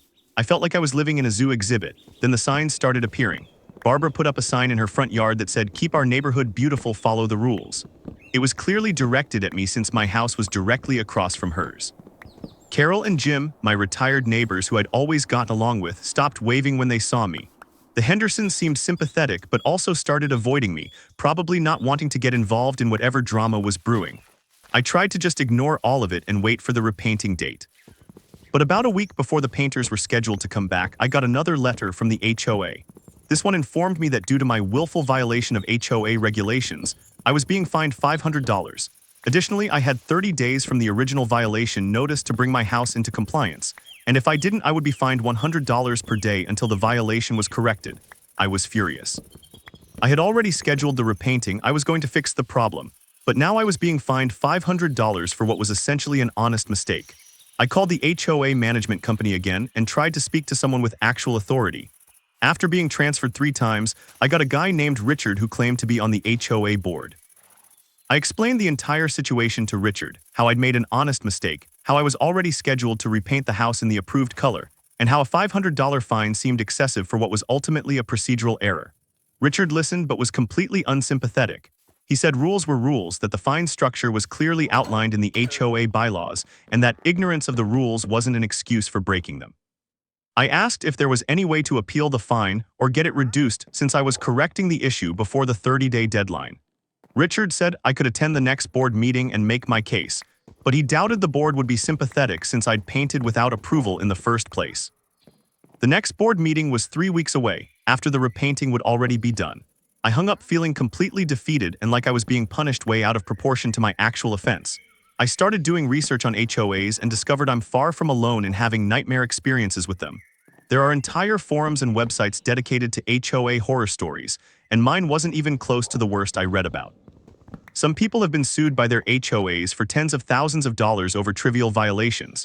I felt like I'd stumbled into some weird authoritarian microcosm where petty rules were enforced with zealous intensity. The repainting finally happened. Tom and his crew came back and repainted my house in Adobe Cream, the approved color. When it was done, I stood in my yard looking at it. To my eyes, it looked almost identical to desert sand. Maybe slightly less warm, but I honestly couldn't tell a significant difference. I just spent thousands of dollars total to paint my house twice in basically the same color, all because I didn't fill out the right paperwork before the first painting. I submitted new photos to the HOA showing the completed repainting in the approved color. I included receipts proving I'd used the exact paint specified on their approved list. I also wrote a letter requesting they waive the $500 fine since I'd corrected the issue well before the deadline and it had been an honest mistake. Then I waited again. A few days later, Barbara knocked on my door. I opened it and she was standing there with a tight smile that didn't reach her eyes. "I just wanted to let you know," she said, "that several of us neighbors have been documenting the entire situation with your house. We have photos, dates, everything. We want to make sure the HOA takes this seriously." I was stunned. "Takes what seriously?" I asked. "I already repainted the house in the approved color." Barbara's smile got even tighter. "You knowingly violated HOA regulations. People like you who think the rules don't apply to them are what's wrong with this neighborhood. You've shown a pattern of disregard for our community standards." I pointed out that I'd made a single mistake, not a pattern, and that I'd fixed it. Barbara just said, "We'll see what the board decides," and walked away. I stood in my doorway completely baffled. I'd lived in this neighborhood for nearly 3 years without any issues, and now suddenly I was public enemy number one because of paint color. I reached out to Marcus since he'd always been friendly and seemed relatively sane. We got coffee and I asked him what the hell was going on. Marcus sighed and explained that there was a lot of history in the neighborhood I wasn't aware of. Apparently, about 5 years ago, before I moved in, there had been a huge fight over someone painting their house an unapproved shade of green. It went to court, got really ugly, and the neighborhood had been divided ever since. Barbara and several other longtime residents had been on the enforce the rules strictly side, and they'd basically been looking for opportunities to prove their point that the rules needed to be followed or the neighborhood would descend into chaos. "You're basically the first test case since that greenhouse situation," Marcus explained. "Barbara and her group see your house as proof that if you don't enforce rules strictly, people will just do whatever they want. It's not really about your house specifically, you just happen to be the unlucky person who gave them an opening." I asked Marcus what happened with the greenhouse. He said the homeowner eventually sold and moved away because the harassment got so bad. I felt a chill. Was that what was going to happen to me? The response from the HOA about the fine came a week later. Not only did they refuse to waive the $500 fine, but they added an additional $250 fine for causing discord in the community and damage to neighborhood aesthetics, even though my house was now painted in the approved color. They also informed me that I was expected to attend the next board meeting to discuss my pattern of violations. Pattern of violations. I'd made one mistake. I called Richard again and asked how one mistake constituted a pattern. He said that painting without approval was one violation and not immediately submitting paperwork when I realized the error was another violation. I pointed out that I'd submitted paperwork as soon as I got the first notice. He said I should have submitted it the day the painting was completed, not 2 days later when I found the notice on my door. This was insane. I was being retroactively held to standards that I didn't even know existed. I asked to see the specific bylaw that said I had to submit paperwork the same day work was completed. Richard said he'd have to look it up and get back to me. He never did. By this point, I was done trying to be reasonable with these people. I started researching my options and discovered that HOA rules are legally enforceable, but HOAs also have to follow their own bylaws and procedures. I requested a copy of the complete HOA bylaws, all meeting minutes from the past year, and the Architectural Review Committee's standards for evaluating applications. If they wanted to play hardball, I could play too. The HOA sent me some of the documents I requested, but not all of them. They said some meeting minutes were privileged board communications and weren't available to regular homeowners. I looked this up and found out that in my state, HOA board meetings are supposed to be open to all homeowners, and minutes are supposed to be available for review. I sent another email pointing this out and demanding access to all the documents. Meanwhile, the neighborhood situation was getting worse. Someone I don't know who started a Facebook group called Concerned Homeowners of Neighborhood Name, and one of the first posts was a photo of my house with the caption, "This is what happens when people don't respect our community." The post had dozens of comments, most of them critical of me. Some people I'd never even met were calling me selfish, entitled, and worse. Marcus sent me screenshots since I wasn't added to the group. I was shocked by the vitriol. People were saying I should be forced to sell my house, that I was deliberately trying to ruin the neighborhood, that I was probably violating other rules too and should be investigated. It felt completely disproportionate to what had actually happened. I posted my own side of the story in the group, explaining that it had been an honest mistake, that I'd fixed it, and that I was being unfairly targeted. My post was deleted within an hour and I was removed from the group. Barbara was apparently one of the administrators. Around this time, I started noticing other weird things. My garbage cans, which I always put out on the curb on trash day and brought back in the same evening, got a violation notice for being visible from the street for more than 12 hours. I pointed out that trash day pickup happens over a 12-hour window and you can't predict exactly when the truck will come, so this was an impossible standard to meet. The HOA said I should wait to put my cans out until I saw the truck coming down the street. My lawn, which I mowed regularly and kept maintained, suddenly got a violation for uneven grass height. I measured the grass, and it was all within the 2 to 3 inch height specified in the HOA rules. The HOA sent someone to remeasure and said they found several spots that were 3.5 inches. I couldn't prove otherwise, so I got another fine. It became clear that I was being specifically targeted. Marcus confirmed that no one else in the neighborhood was getting violation notices for minor things like this. Barbara and her faction on the HOA board were trying to make my life miserable, probably hoping I'd do what the greenhouse owner did and just leave. But I'm stubborn and I don't like being bullied. I decided to fight back. I hired a lawyer who specialized in HOA disputes. Her name was Jennifer and she dealt with cases like mine before. After reviewing all my documents and the HOA bylaws, she said I had a good case, that the HOA was selectively enforcing rules and targeting me specifically, which was a violation of their duty to treat all homeowners fairly and equally. Jennifer sent a letter to the HOA demanding they cease all selective enforcement, provide documentation for how they determined my grass was too long when it met the stated requirements, and justify the additional fines beyond the standard violation fine structure. She also demanded they provide all the documents I'd requested previously, citing state law that required HOA transparency. The HOA's response was to threaten to sue me for frivolous legal action against the HOA, and to levy another $500 fine for harassment of board members. I couldn't believe it. They were threatening to sue me because I'd hired a lawyer to defend myself against their unfair treatment. Jennifer said this was actually good news. They're overreaching, she explained. The more unreasonable they are, the better your case looks if this goes to court. Judges don't like HOAs that abuse their power. She sent another letter saying we welcomed their lawsuit because it would give us an opportunity to expose their selective enforcement and violation of state HOA regulations in front of a judge. The board meeting where I was supposed to discuss my pattern of violations finally came. I attended with Jennifer. The meeting was held in the community clubhouse, and when we walked in, it was packed.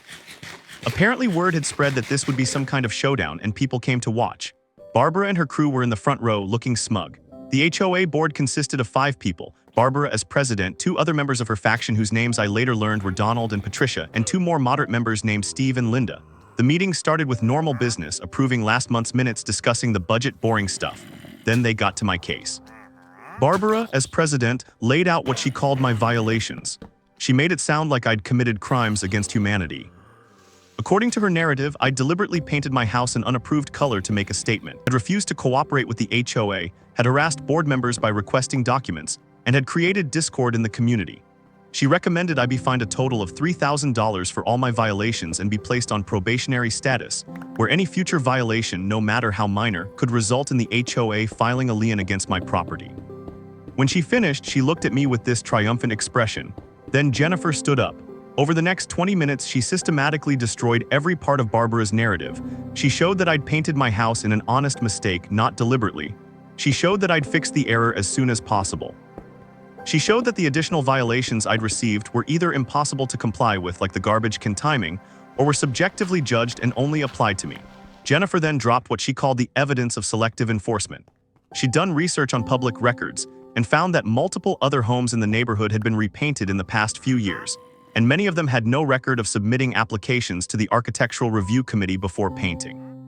She'd also driven around the neighborhood photographing violations. Grass that was too long, garbage cans left out, patio furniture that didn't meet the HOA's standards, all things that were being ignored when other people did them but I was being fined for. The room was silent. Barbara's face was red. She tried to argue that those other cases were different, but Jennifer cut her off and said the HOA bylaws required equal enforcement of all rules against all homeowners. You couldn't decide to suddenly enforce rules strictly against one person while ignoring violations by others. Jennifer finished by saying that if the HOA proceeded with any legal action against me, we would countersue for selective enforcement, harassment, and violation of state HOA regulations. She said we had documentation of everything and were confident we'd win in court. She also noted that legal fees for both sides would likely run into tens of thousands of dollars, and the HOA's insurance might not cover them if the court found the board had acted in bad faith. Steve, one of the more moderate board members, spoke up. He said he'd been uncomfortable with how aggressively the board had been pursuing my case and thought Jennifer had made good points. Linda agreed. They moved to dismiss all fines against me except the original $500 fine for painting without approval, which I'd already agreed was fair. They also moved to instruct the Architectural Review Committee to apply rules consistently to all homeowners going forward. Barbara looked like she was going to explode. She argued against the motion, saying it would set a precedent that people could violate rules without consequences. But Steve pointed out that I'd already been through significant consequences, including spending thousands of dollars to repaint my house twice, and that continuing to pursue me seemed vindictive at this point. The motion came to a vote. Steve and Linda voted yes. Donald and Patricia voted no. Barbara, as president, had the tie-breaking vote. I could see her struggling with the decision. She wanted to vote no, wanted to keep coming after me, but I think she realized that if this went to court, the HOA would probably lose and it would cost everyone money. Plus, she might even be personally liable if the court found she'd been acting in bad faith. Finally, through gritted teeth, Barbara voted yes. The fines were dismissed except for the original $500. I was officially in compliance with all HOA rules. The case was closed. You'd think that would be the end of it, but of course it wasn't. Barbara and her faction were furious that they'd lost. After the meeting, as people were leaving, Barbara came up to me and said, "This isn't over. We'll be watching you, and the moment you step out of line, we'll be there." Jennifer, who was still standing next to me, said calmly, "And we'll be watching you too. Any further harassment of my client will result in legal action." Barbara huffed and walked away. Over the next few weeks, things slowly started to calm down. The Facebook group drama died down. People stopped staring at my house when they walked by. I think most of the neighborhood had been caught up in Barbara's crusade without really thinking about whether it was justified, and now that the board had essentially said I'd done enough to make amends, people lost interest. But there was lasting damage to the neighborhood dynamics. The community was now clearly split between Barbara's faction and everyone else. Board meetings became tense affairs where every decision was contentious. Steve and Linda eventually resigned from the board, saying they didn't want to deal with the drama anymore, and they were replaced by two people who were friendly with Barbara. The HOA became more strict overall, enforcing rules against everyone now, not just me, which ironically turned a lot of people against Barbara who'd previously supported her. Marcus told me that several people were planning to challenge Barbara for HOA president in the next election. Apparently my situation had opened people's eyes to how petty and vindictive the board could be, and they wanted leadership that was more reasonable. I said I'd definitely vote for whoever ran against Barbara. As for my day-to-day life, things went mostly back to normal. Carol and Jim started waving again, though we never quite regained the friendly relationship we'd had before. The Hendersons apologized for avoiding me and said they just wanted to stay out of the drama. Marcus remained a good friend, and we still grabbed coffee regularly. I kept meticulous records of everything related to my house and property, just in case the HOA tried to come after me again. I took photos of my lawn every week, documented when I put my trash cans out and brought them in, kept receipts for every bit of maintenance I did. I wasn't going to let them find another excuse to find me. About 6 months after the whole paint saga ended, something interesting happened. Another homeowner, a woman named Kelly who lived 3 streets over, decided to paint her house. She submitted her application to the Architectural Review Committee with a color she wanted that wasn't on the pre-approved list. It was a nice blue-gray color that looked great in the photos she included. The committee rejected it and told her to pick from the approved list. But Kelly, who'd heard about my situation, pushed back. She hired Jennifer as her lawyer and argued that the approved color list was too restrictive and that homeowners should have more freedom to choose colors as long as they were reasonable and fit with the overall aesthetic of the neighborhood. She pointed out that the HOA bylaws said colors should be harmonious with the neighborhood, but didn't say homeowners had to pick from a specific pre-approved list, that the list was just the committee's interpretation of the rules. Jennifer argued that the approved color list was too narrow and was being used to give the committee arbitrary power to reject colors they personally didn't like. She said this violated homeowners' property rights. The case went to mediation, and eventually the HOA agreed to expand the approved color list to include a much wider range of options, including Kelly's blue-gray. Kelly's case established a precedent that made the HOA less restrictive overall. I like to think my horrible experience at least led to some positive change. Homeowners now have more freedom in choosing paint colors, and the Architectural Review Committee has to provide specific reasoning if they reject a color choice, not just say it's not consistent with neighborhood aesthetics. Barbara remained HOA president, but with much less power. The board adopted new rules requiring board decisions to be made by majority vote rather than allowing the president to have tie-breaking authority. They also adopted transparency measures requiring all meeting minutes to be posted online for homeowners to review. Basically, they implemented checks and balances to prevent any one person from having too much control. Looking back on the whole situation, I still can't believe how much drama came from painting my house the wrong shade of beige. I spent probably $6,000 total on painting costs, another $3,000 on legal fees, and countless hours of stress and frustration, all because I didn't know I needed to submit paperwork before painting my house basically the same color it already was. But I also learned a lot. I learned that HOAs can be incredibly petty and that some people treat HOA rules like they're protecting democracy itself. I learned that it's important to read and understand HOA bylaws before buying a house in an HOA neighborhood. I learned that standing up to bullies, even petty HOA bullies, is important because if you don't, they'll just keep pushing.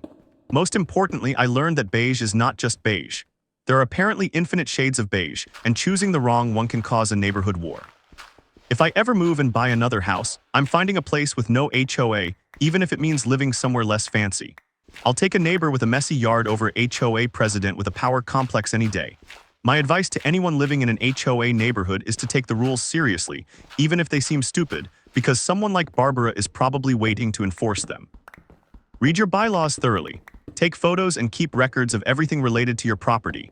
And if you're going to paint your house, for the love of God, get approval first, even if you're painting it the exact same color. It's not worth the hassle. Also, if you're thinking of running for HOA board, please do it. We need more reasonable people willing to serve on these boards to balance out the people who treat HOA rules like sacred texts. The Barbaras of the world shouldn't be the only ones with the energy to show up to board meetings and make decisions. As for me, I'm still in my house, and it's still painted in Adobe Cream, the approved shade of beige. Sometimes I look at it and try to see the difference between it and the desert sand it used to be, and I honestly still can't tell.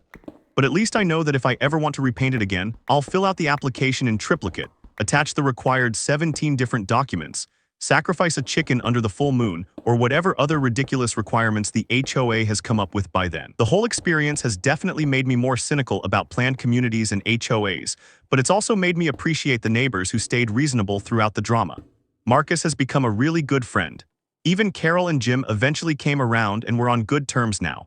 Most people in the neighborhood aren't crazy, they just got caught up in someone else's crusade. And who knows, maybe someday I'll look back on this and laugh. Right now, 6 months later, I can almost see the humor in it. I went to war over beige paint and lived to tell the tale. There are worse things that could happen, though in the moment it definitely didn't feel that way. So that's my story, Reddit. I painted my house the wrong color and became neighborhood enemy number 1, fought back against an overzealous HOA, and came out the other side mostly intact but significantly poorer and with a newfound paranoia about paint colors. If you ever see me at a paint store, I'll be the guy having a panic attack in the beige section, trying to make sure I'm choosing the right shade. Thanks for reading this ridiculously long post. Writing it all out has actually been therapeutic. I haven't really told many people outside the neighborhood about this whole saga because it sounds so absurd when I explain it. But it really happened, and it was really terrible at the time, and I figure maybe someone else out there has dealt with similar HOA insanity and can relate. Edit, wow, I didn't expect this to get so much attention. Thanks for all the supportive comments and for sharing your own HOA horror stories. It helps to know I'm not alone in dealing with this kind of thing. Someone asked what happened to the original $500 fine. I paid it because Jennifer advised that it was technically a legitimate fine per the bylaws since I did paint without approval, and fighting it wasn't worth the additional legal costs. It sucked to pay it, but at least it was just $500 and not the $3,000 plus they wanted. A few people asked if Barbara is still HOA president. Yes, unfortunately. The election is coming up in a few months and there are 2 people planning to run against her. I'm definitely voting for either of them. Fingers crossed we can get some more reasonable leadership. Someone suggested I should run for the board myself. I've thought about it, but honestly, after all this, I just want a quiet life where I don't have to think about HOA politics. Maybe in a few years when the wounds have healed. Thanks again for all the support. This community is great. This story is titled, "My roommate has been catfishing me as my online girlfriend for 8 months, and I just found out by complete accident." Hey Reddit, I'm a 25-year-old guy, and I'm currently having what I can only describe as a complete mental breakdown. I discovered something 2 days ago that has turned my entire understanding of reality upside down, and I honestly don't know what to do or how to process this. I need to tell someone about this insane situation because keeping it to myself is making me feel like I'm losing my mind. Let me start from the beginning so you can understand the full scope of how messed up this is. About a year ago, I moved to a new city for a job opportunity. I'm a software engineer and got recruited by a pretty good tech company that required relocating across the country. I didn't know anyone in the new city, so I found a roommate through one of those roommate matching apps. His name is Alex, he's 26, also works in tech but for a different company, and when we met to check out the apartment, he seemed like a normal, decent guy. We signed the lease together and moved into a pretty nice 2-bedroom apartment in a good neighborhood. Living with Alex was fine at first. We weren't close friends or anything, but we were cordial roommates. We'd chat in the kitchen sometimes, occasionally watch a movie together on weekends, split chores, fairly paid bills on time. Nothing remarkable, but nothing problematic either. Alex was kind of quiet and kept to himself mostly. He worked from home a lot, was into gaming, didn't seem to have a huge social circle. I was busy adjusting to my new job and new city, so I wasn't really focused on making deep friendships with my roommate anyway. About 2 months after moving in, I joined this online community for people who are into indie game development. I've always been interested in game design as a hobby, and I thought it would be a good way to meet people with similar interests since I didn't know anyone in my new city. The community had forums, Discord servers, regular online meetups, the whole thing. That's where I met someone I'll call Emma. Emma and I connected pretty much immediately. We met in a discussion thread about narrative design in RPGs and we just clicked. We started DMing on Discord, then moved to texting, then video calls. She was funny, smart, passionate about game design, and we had so much in common. She told me she was 24, lived about 3 hours away in a smaller city, worked as a freelance graphic designer, and was also relatively new to her area. We talked every single day. Good morning texts, throughout the day messages about random stuff, long video calls at night where we'd just talk about everything. Our conversations were easy and natural. She got my sense of humor, I got hers. She was supportive when I had rough days at work. I was there for her when she had difficult client projects. Over the course of a few months, I developed real feelings for her, strong feelings. The video calls were where I really fell for her. We'd spend hours on video chat, sometimes just working on our own projects while on camera, keeping each other company. Emma was beautiful, with long dark hair, bright eyes, and amazing smile. She was a little camera shy, she said, and sometimes the connection would be bad so the video would freeze or get pixelated, but we still managed to have great conversations. She'd show me her design work, I'd show her the game prototype I was building. We'd talk about our dreams and goals and stupid funny stories from our past. After about 4 months of talking every day, we decided we were in a relationship. We hadn't met in person yet because of our work schedules and the distance, but we were committed to each other. We talked about me visiting her city or her coming to mine, but something always came up.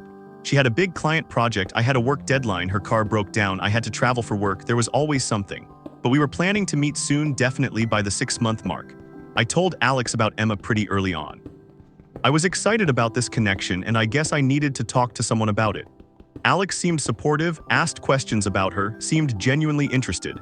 He'd occasionally ask how Emma was doing, said it was cool that I'd found someone I connected with.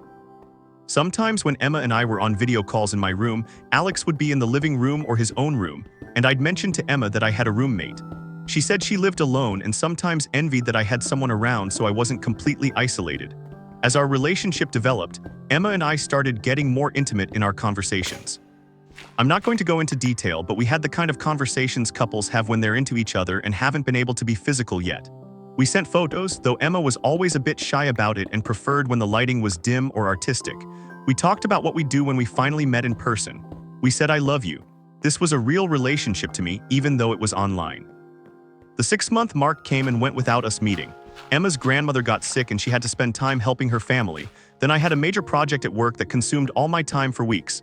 Then Emma said she was dealing with some anxiety issues and needed to focus on her mental health. I was disappointed but understanding. Mental health is important and I wanted to support her. We agreed we'd meet when she felt ready, no pressure. Meanwhile, my relationship with Alex as roommates continued to be fine. He was still quiet and kept to himself, but occasionally we'd hang out and play video games together or order pizza and watch something. He never brought friends over, never seemed to date anyone, just worked and gamed mostly. I sometimes felt bad that he seemed lonely, but he said he was introverted and preferred it that way. Around the 7-month mark of my relationship with Emma, something started to feel a little off. I couldn't quite put my finger on it, but some of her excuses for why we couldn't meet started to feel less convincing. Also, her video call quality seemed to get worse, like she was always having connection issues. Sometimes we'd be on a call, and the video would freeze on a still image for so long that I'd ask if we should just switch to voice only, and she'd say no. She liked being able to see me even if I couldn't see her clearly. I started to feel a bit insecure about the whole thing. Was Emma real? Was she who she said she was? I felt guilty even thinking that because we'd been talking every day for 7 months and she'd never given me a concrete reason not to trust her. But the lack of meeting in person was starting to weigh on me. I brought it up with her gently, saying I really wanted to meet face to face, that it was important to me for our relationship to move forward. Emma got emotional and said she wanted that too, but she was dealing with some personal stuff that made it hard right now. She asked if I was losing faith in us if I didn't trust her. I felt terrible for making her feel that way and reassured her that I did trust her. I just missed her and wanted to be in the same physical space. She said soon, definitely soon, she just needed a little more time. I talked to Alex about it one night when we were having beers in the living room. I told him I was feeling frustrated that Emma and I hadn't met yet and was starting to have doubts. Alex listened and said that long-distance online relationships were hard, but if Emma and I had a real connection, it would work out. He said maybe I should plan a surprise visit to her city if I was that concerned, just show up and see what happens. I thought about it but decided that felt too aggressive and stalkerish. Then 2 days ago, everything exploded in the most bizarre and horrifying way possible. I was working from home and Alex was supposedly at his office for a rare in-person meeting. I was on my lunch break, eating at the kitchen table while scrolling through my phone.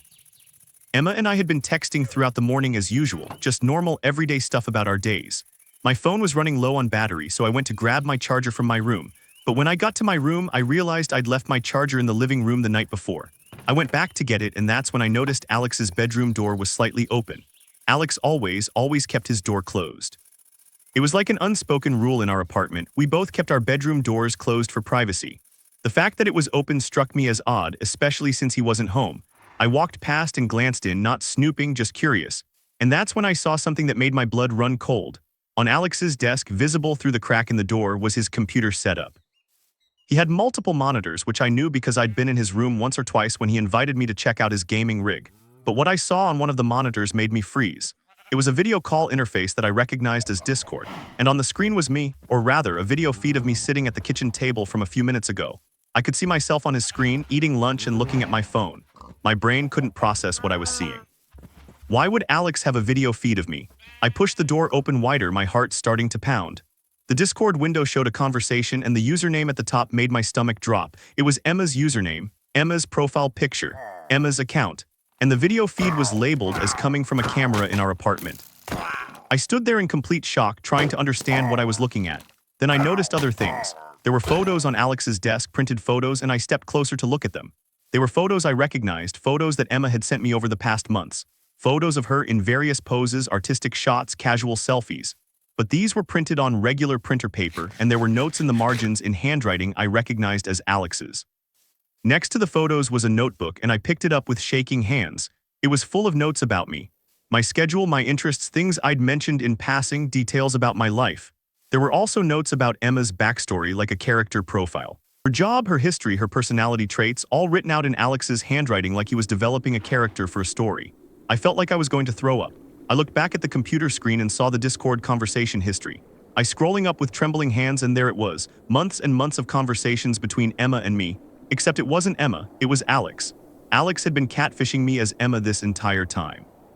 I started clicking through folders on his computer, not even caring that I was invading his privacy at this point because he'd been invading mine in the worst possible way. I found folders full of photos, the photos he'd been using as Emma. They were of a real woman, but reverse image searching them later, I discovered they were from an Instagram model who lived in Europe.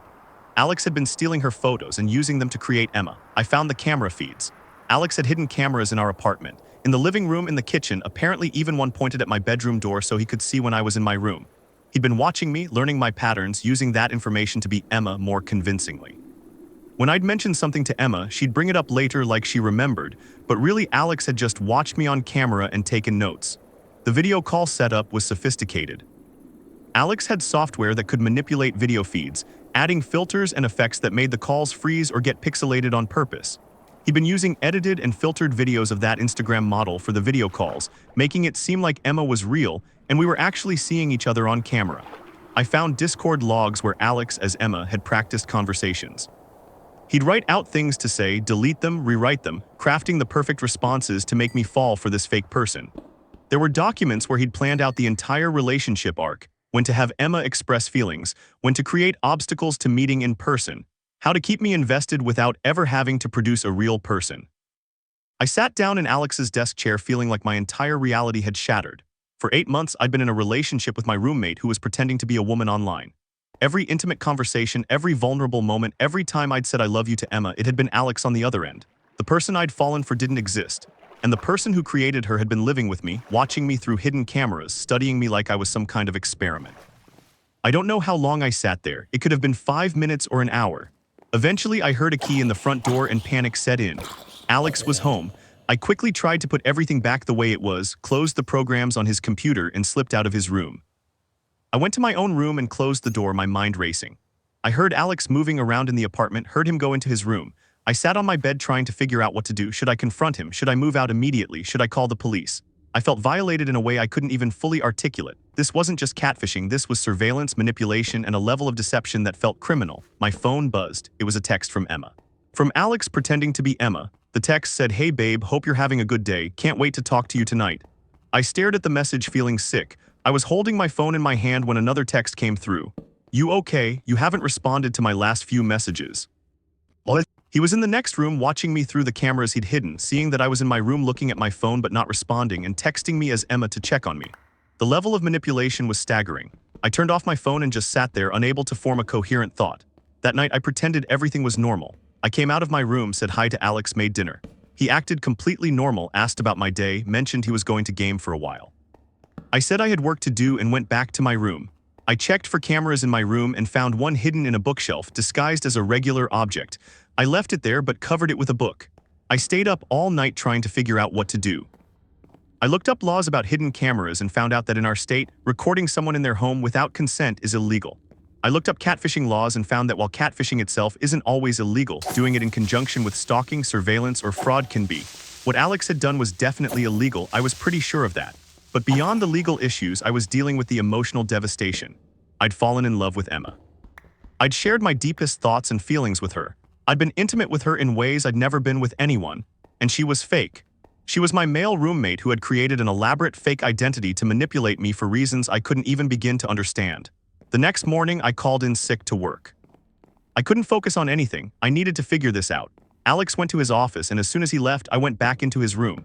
I took photos of everything with my phone, documenting the evidence. The computer screens, the notebooks, the printed photos, the camera equipment. I found more notebooks with detailed information about me, my habits, even transcripts of conversations he'd listened to through the cameras. I found something else too. A journal where Alex had written about his feelings. It was disturbing to read. He wrote about being lonely, about watching me and wishing he could be closer to me, about creating Emma as a way to connect with me. He wrote about how much he enjoyed talking to me as Emma, how it felt like the real him could come out when he was pretending to be someone else. He wrote about being in love with me but knowing I was straight and would never be interested in him as he actually was. This added a whole new dimension to the horror. Alex had feelings for me. He'd created this elaborate catfishing scheme because he had romantic feelings for me and didn't know how else to express them. Part of me felt a tiny bit of sympathy for someone so lonely and confused that they'd do something this extreme, but mostly I just felt violated and angry. I spent that day documenting everything and researching my options. I found a lawyer who specialized in privacy law and sent them an email with some of the evidence, asking for advice. I looked into breaking my lease and found that I could potentially get out of it if I could prove the living situation was unsafe or if illegal activity was involved. I looked into restraining orders and found that what Alex had done might qualify. But I still hadn't decided if I wanted to go the legal route or just get out and never see Alex again. Part of me wanted him to face consequences for what he'd done, but another part of me just wanted to escape and try to forget this ever happened. I also didn't know how to even confront him about this. What do you say to someone who's been catfishing you as your girlfriend for 8 months? That evening when Alex came home, I decided I had to do it. I couldn't keep pretending everything was normal. I waited until he'd been home for about an hour until he seemed relaxed and settled in for the evening. Then I knocked on his bedroom door. "Hey, can we talk?" I said, trying to keep my voice steady. Alex opened the door looking slightly confused. "Yeah, sure, what's up?" I gestured toward the living room. "Let's sit down, there's something important we need to discuss." We sat on opposite ends of the couch and I could see him getting nervous. He probably knew from watching me on his cameras that I'd been acting off, that something was wrong. I'd thought about how to approach this and decided direct was probably best. "I know about Emma," I said simply. The color drained from Alex's face. He opened his mouth but no sound came out. He looked like he was going to be sick. "I found your setup. I saw the cameras, the photos, the notebooks, everything. I know you've been catfishing me this entire time." Alex stood up suddenly, then sat back down, then stood up again. He was shaking. I can explain, he said weakly. I don't know if I want to hear an explanation, I said, but I think you owe me one anyway. What followed was one of the most uncomfortable conversations of my entire life. Alex broke down completely. He started crying, apologizing, saying he never meant for it to go this far. He said he'd initially set up one camera in the living room because he had anxiety about security after someone broke into his car a year ago. He'd seen me on the camera one day and started watching, not in a creepy way at first, just out of boredom. Then he developed feelings for me. He said he was gay but deeply closeted, that he'd never acted on his feelings for men before, that he was terrified of coming out. He said I was funny and kind and everything he was attracted to, but he knew I was straight and would never be interested in him. So he created Emma as a way to be close to me, to have the kind of relationship with me that he wanted but knew he couldn't have as himself. He said it started small, just some messages on Discord pretending to be a woman, thinking it would be harmless fun and would help him work through his feelings. But then I responded and we connected, and before he knew it, he was in too deep. He kept thinking he'd end it, that he'd have Emma break up with me or ghost me, but he couldn't bring himself to do it because talking to me as Emma was the best part of his day. The cameras had expanded, he admitted, as he got more invested in the Emma persona. He needed to know details about my life to make Emma seem more real, to have her bring up things at the right time to keep the illusion going. He knew it was wrong, he said he knew it the whole time, but he couldn't stop. I listened to all of this feeling a complex mix of anger, disgust, and sad pity. What Alex had done was inexcusable, but he was also clearly a deeply troubled person who needed serious help. When he finished explaining, I told him that what he'd done was illegal, that it was a massive violation of my privacy and consent, and that I couldn't continue living with him. Alex panicked at that. He begged me not to move out, said he'd delete everything, remove all the cameras, never contact me as Emma again. He said he'd get therapy, work on his issues, do whatever it took to make amends. He said losing me entirely would destroy him, that our friendship, even as just roommates, was important to him. I told him we didn't have a friendship. Our entire relationship as roommates had been based on lies because he'd been manipulating me the whole time. How could I ever trust anything about him when he'd done something this elaborate and deceptive? Alex kept crying and apologizing. He said he understood if I never forgave him, but please don't go to the police. He said if he got arrested for this, his life would be over. He'd lose his job, his family would find out and disown him, he'd have a criminal record. He begged me to just let him move out instead, said he'd break the lease and I could stay in the apartment, he'd cover all the costs. I didn't know what to say to that. On one hand, I wanted him to face consequences for what he'd done. On the other hand, I could see he was genuinely remorseful and mentally unwell, and I wasn't sure if getting the police involved would make things better or worse. I told him I needed time to think about what I wanted to do, but in the meantime, he needed to remove every single camera from the apartment immediately, give me all the footage and photos he'd taken, and delete Emma's accounts. Alex agreed immediately. He went to his room and started dismantling the cameras right then. He showed me where each one was hidden. There were 7 total in the common areas of the apartment. He gave me external hard drives with all the footage, which I honestly didn't even want to look at but took as evidence just in case. He logged into Emma's accounts on his computer and showed me as he deleted them, the Discord, Instagram, and other social media profiles he'd created for her. Watching him delete Emma was surreal. This person I'd been in love with, who I'd talked to every single day for 8 months, was just disappearing with a few clicks. All our conversations, all our photos together, the entire relationship just gone. It felt like a death in a way, grieving someone who never actually existed. After everything was deleted and the cameras were removed, I told Alex I was going to stay at a hotel for a few days while I figured out what to do next. I couldn't be in the apartment with him anymore. I packed a bag while he watched from his doorway, apologizing over and over. I ignored him and left. I've been at a hotel for 2 days now. I've talked to the lawyer, who confirmed that what Alex did was definitely illegal and that I'd have grounds for a lawsuit or criminal charges if I wanted to pursue them. I've talked to my landlord about breaking the lease, and they were understanding when I explained there was an unsafe situation, though I didn't give details. I've started looking for a new apartment, but I still haven't decided if I want to press charges. Part of me thinks Alex needs to face legal consequences for what he did.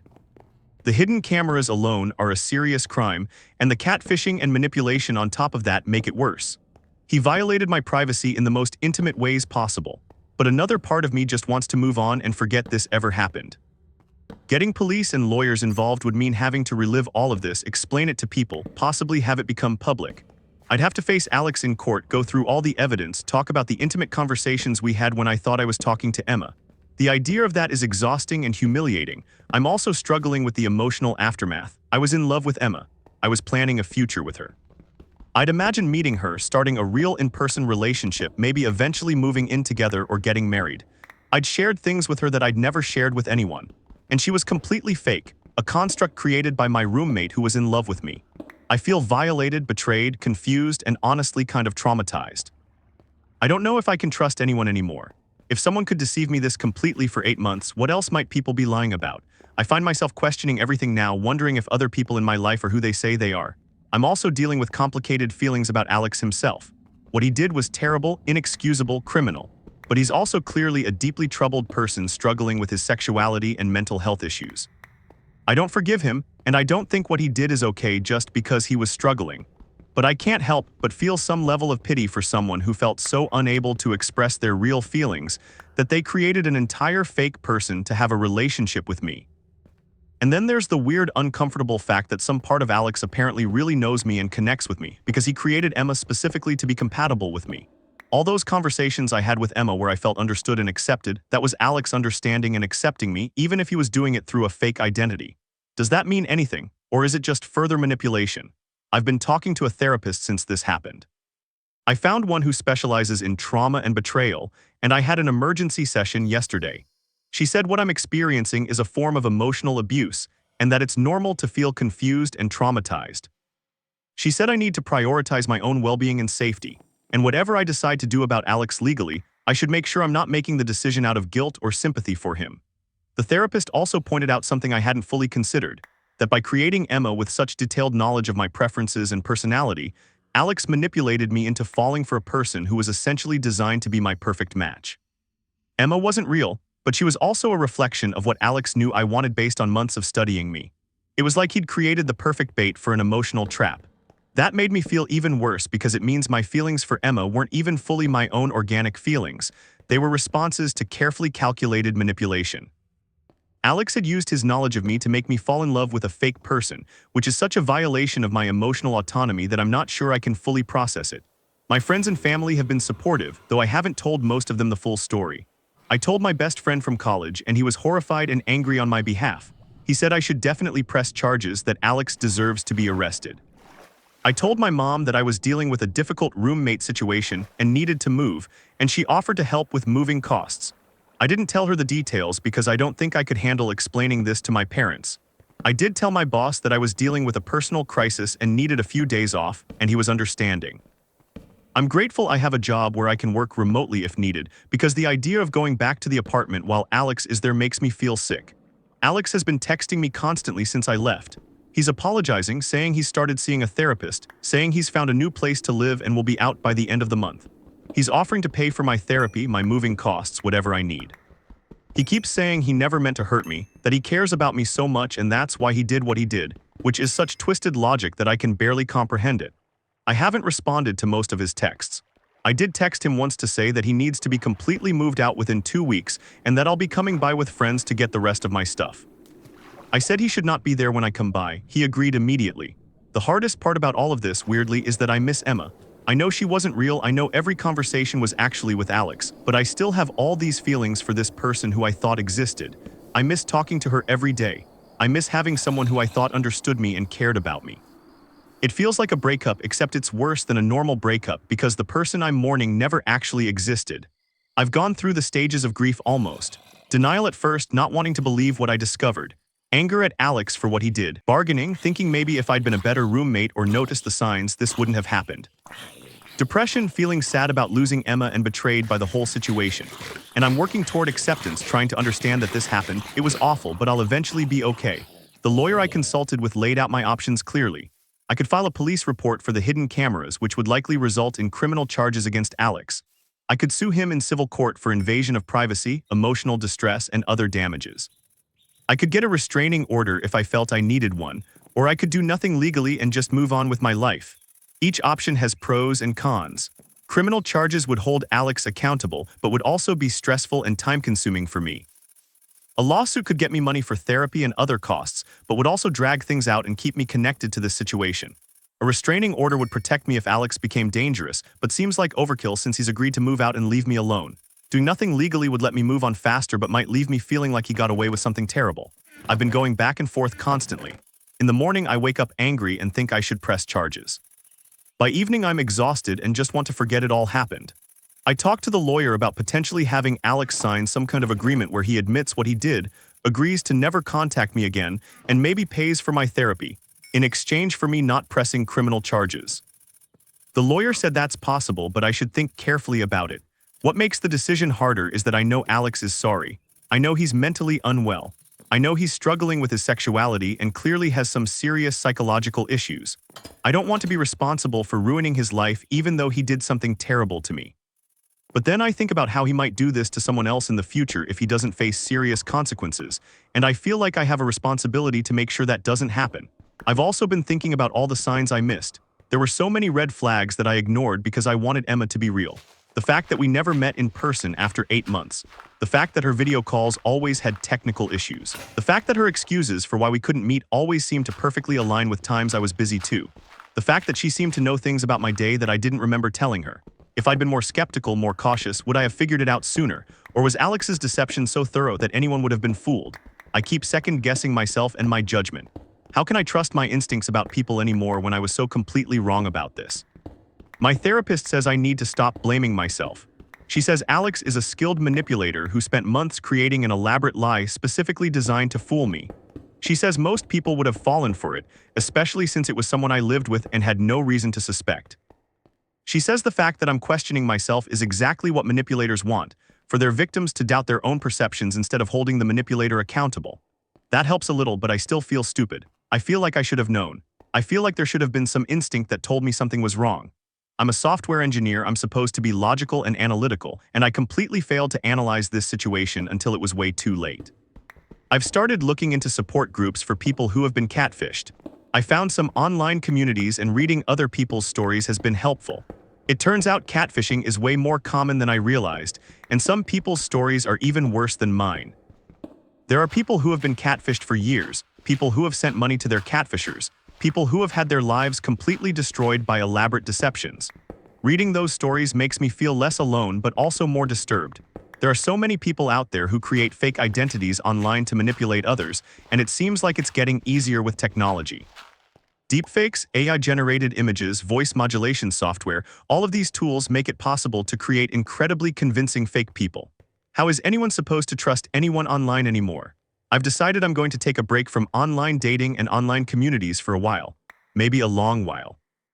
I need to rebuild my ability to trust, and I can't do that if I'm constantly wondering if the people I'm talking to online are real.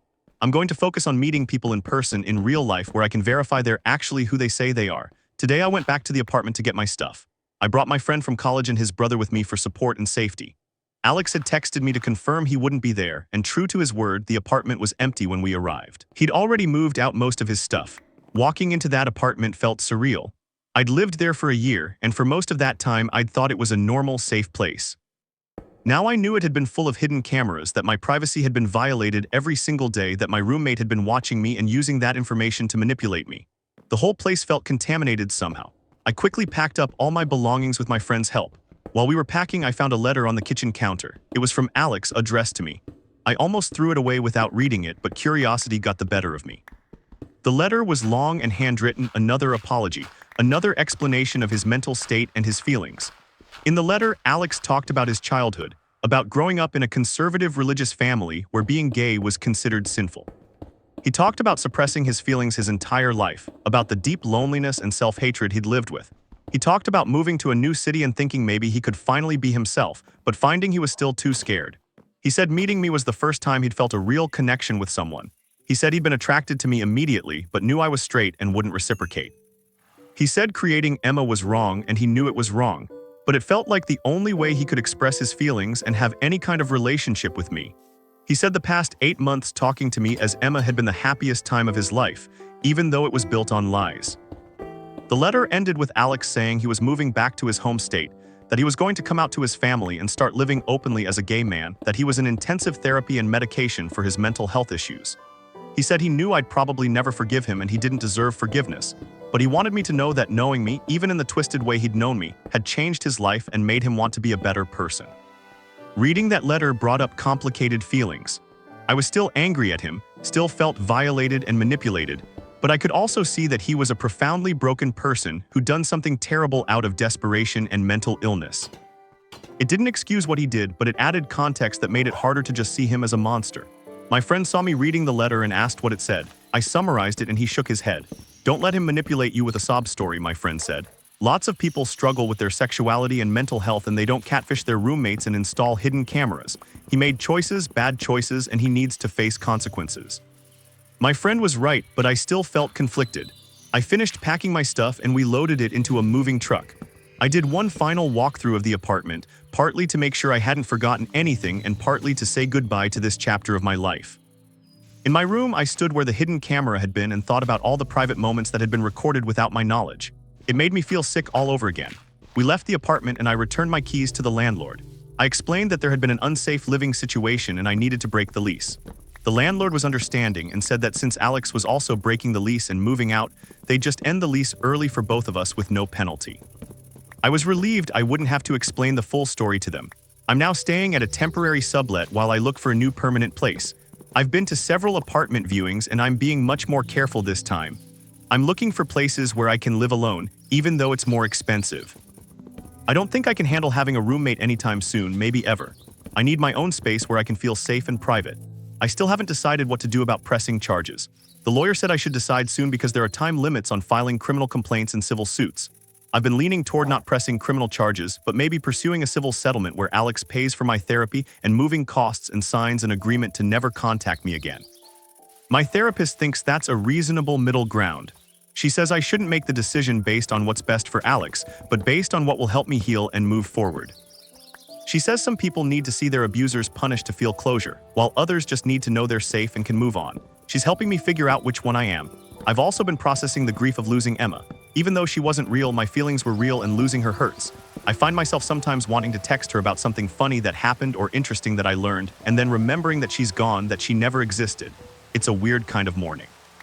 Part of me wonders who I was actually talking to during all those conversations. Was it Alex's real personality coming through, just filtered through a female persona? Or was Emma entirely constructed, a character he was playing with no basis in who he really is? I'll never know, and that bothers me. I've deleted all the photos and messages from Emma off my phone. I kept copies on a hard drive as evidence just in case, but I removed them from my daily life.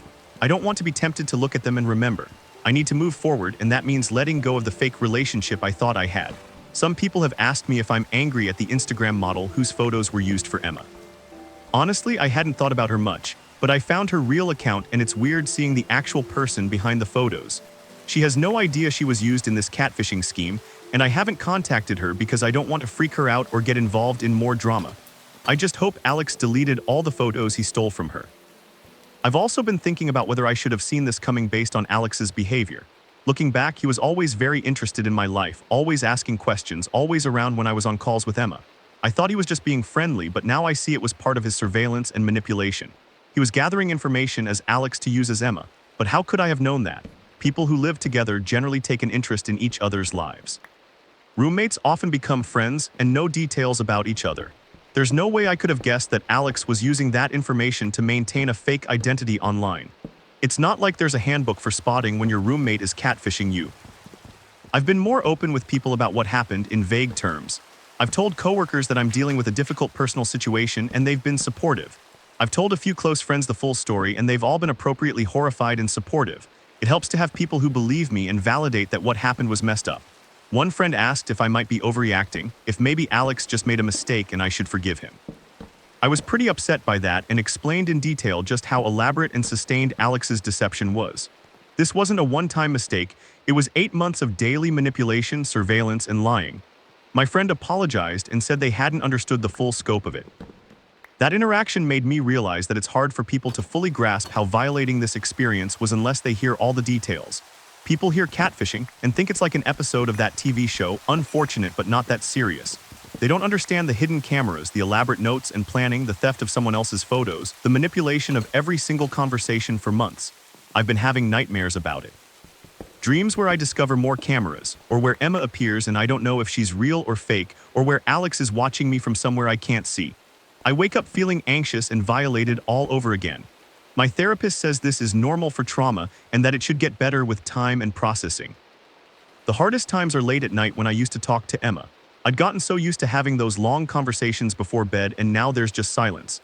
I've tried filling that time with other things, reading, watching shows, talking to real friends, but it's not the same. I miss having that connection even though it was fake. I've been doing a lot of reading about catfishing, online deception, and parasocial relationships. I've learned that what happened to me is more common than I thought, especially the aspect of someone close to the victim being the catfisher. There are cases of family members catfishing each other, coworkers, neighbors, all kinds of situations where the catfisher has access to the victim's real life.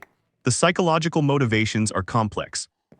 Sometimes it's about control, sometimes it's about living out a fantasy, sometimes it's about expressing feelings the catfisher can't express as themselves. In Alex's case, it seems to have been a combination of all three. He wanted to control our relationship, live out a fantasy of being with me, and express his feelings in a way that felt safe to him. Understanding the psychology doesn't make me feel better, but it does make the situation feel less random. It wasn't just that Alex was evil or crazy, he was a damaged person who made terrible choices because he didn't have better tools for dealing with his feelings and situation. Again, this doesn't excuse what he did, but it makes it feel less personal somehow. I finally made a decision about the legal situation. I'm not going to press criminal charges, but I am going to pursue a civil settlement. My lawyer contacted Alex's lawyer. Yes, he got a lawyer, and we're working out an agreement where Alex will pay for my therapy costs for the next 2 years, cover my moving expenses, and pay an additional amount for emotional distress. In exchange, I'm agreeing not to file criminal charges or a civil lawsuit. The total comes out to about $30,000, which my lawyer says is reasonable given the circumstances. Alex's lawyer agreed to the terms quickly, which makes me think Alex is desperate to avoid criminal charges. I'm okay with that. I don't want to spend years in court, and the money will actually help me rebuild my life. Part of the settlement is also a non-contact agreement. Alex is legally prohibited from contacting me in any way, including through third parties or fake accounts online. If he violates that, I can immediately file criminal charges without any restrictions. My lawyer says this is a strong protection and that Alex would be stupid to violate it given what he's already done. I feel good about this decision.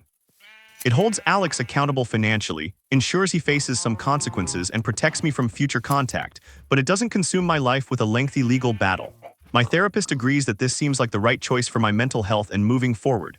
I've found a new apartment, a one-bedroom place in a different neighborhood. It's more expensive than splitting rent with a roommate, but I don't care. I need my own space where I feel completely safe. I've already looked into security systems, and I'm getting cameras of my own installed, legitimate ones that I control, so I can monitor my own space and make sure no one is surveilling me. I'm also being much more careful about my online presence.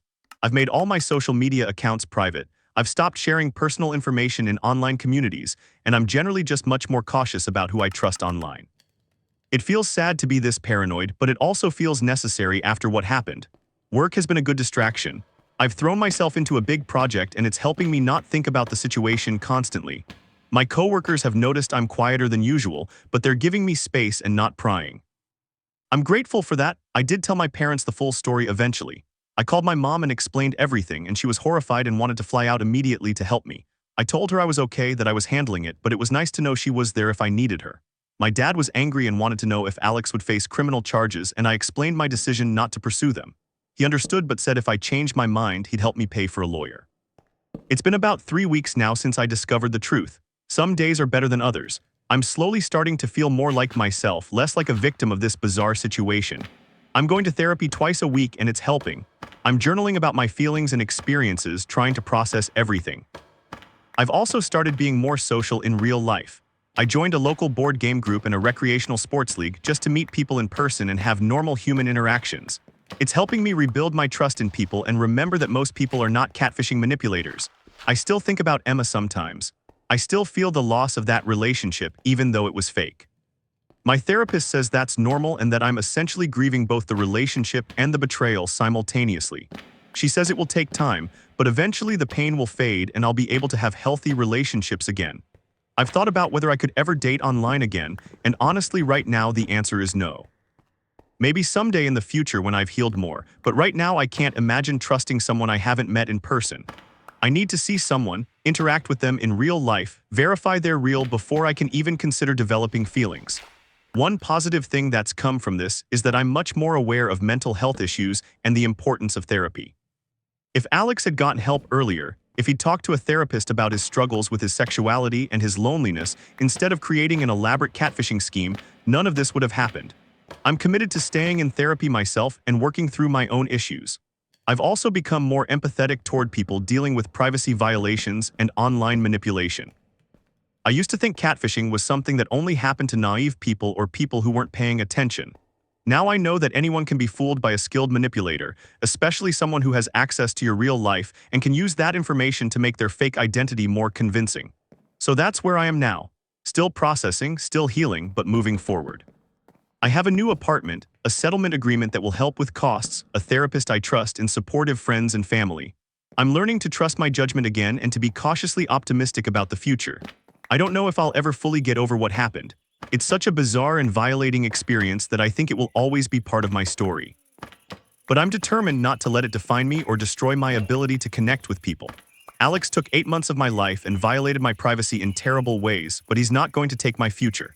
If anyone reading this is going through something similar, please know you're not alone. Catfishing and online manipulation are more common than people realize, and it's not your fault if you've been deceived. Get therapy, talk to people you trust, take legal action if you need to, but most importantly, be kind to yourself. You're not stupid for trusting someone, you're human. And to anyone thinking of catfishing someone else, please don't. Please get therapy instead. The harm you cause to the person you're deceiving is real and lasting, and you deserve to express your real feelings as your real self, not through an elaborate lie. There's help available for whatever you're struggling with, and creating fake identities is never the answer. Thanks for reading this incredibly long story. Writing it all out has been therapeutic in its own way. I haven't told many people the full details, and getting it all down in one place helps me process what happened. If you made it this far, I appreciate you taking the time to read about my weird, horrible experience. Edit, wow, I didn't expect so many people to read this or comment. Thank you all for the support and for sharing your own stories. It helps to know I'm not alone in experiencing something like this. To answer some common questions, yes, I'm doing okay. Yes, I'm in therapy. Yes, the settlement is being finalized. No, I haven't had any contact with Alex since the letter he left me. And yes, I'm taking steps to protect my privacy and security going forward. Thank you all again for the kindness and support.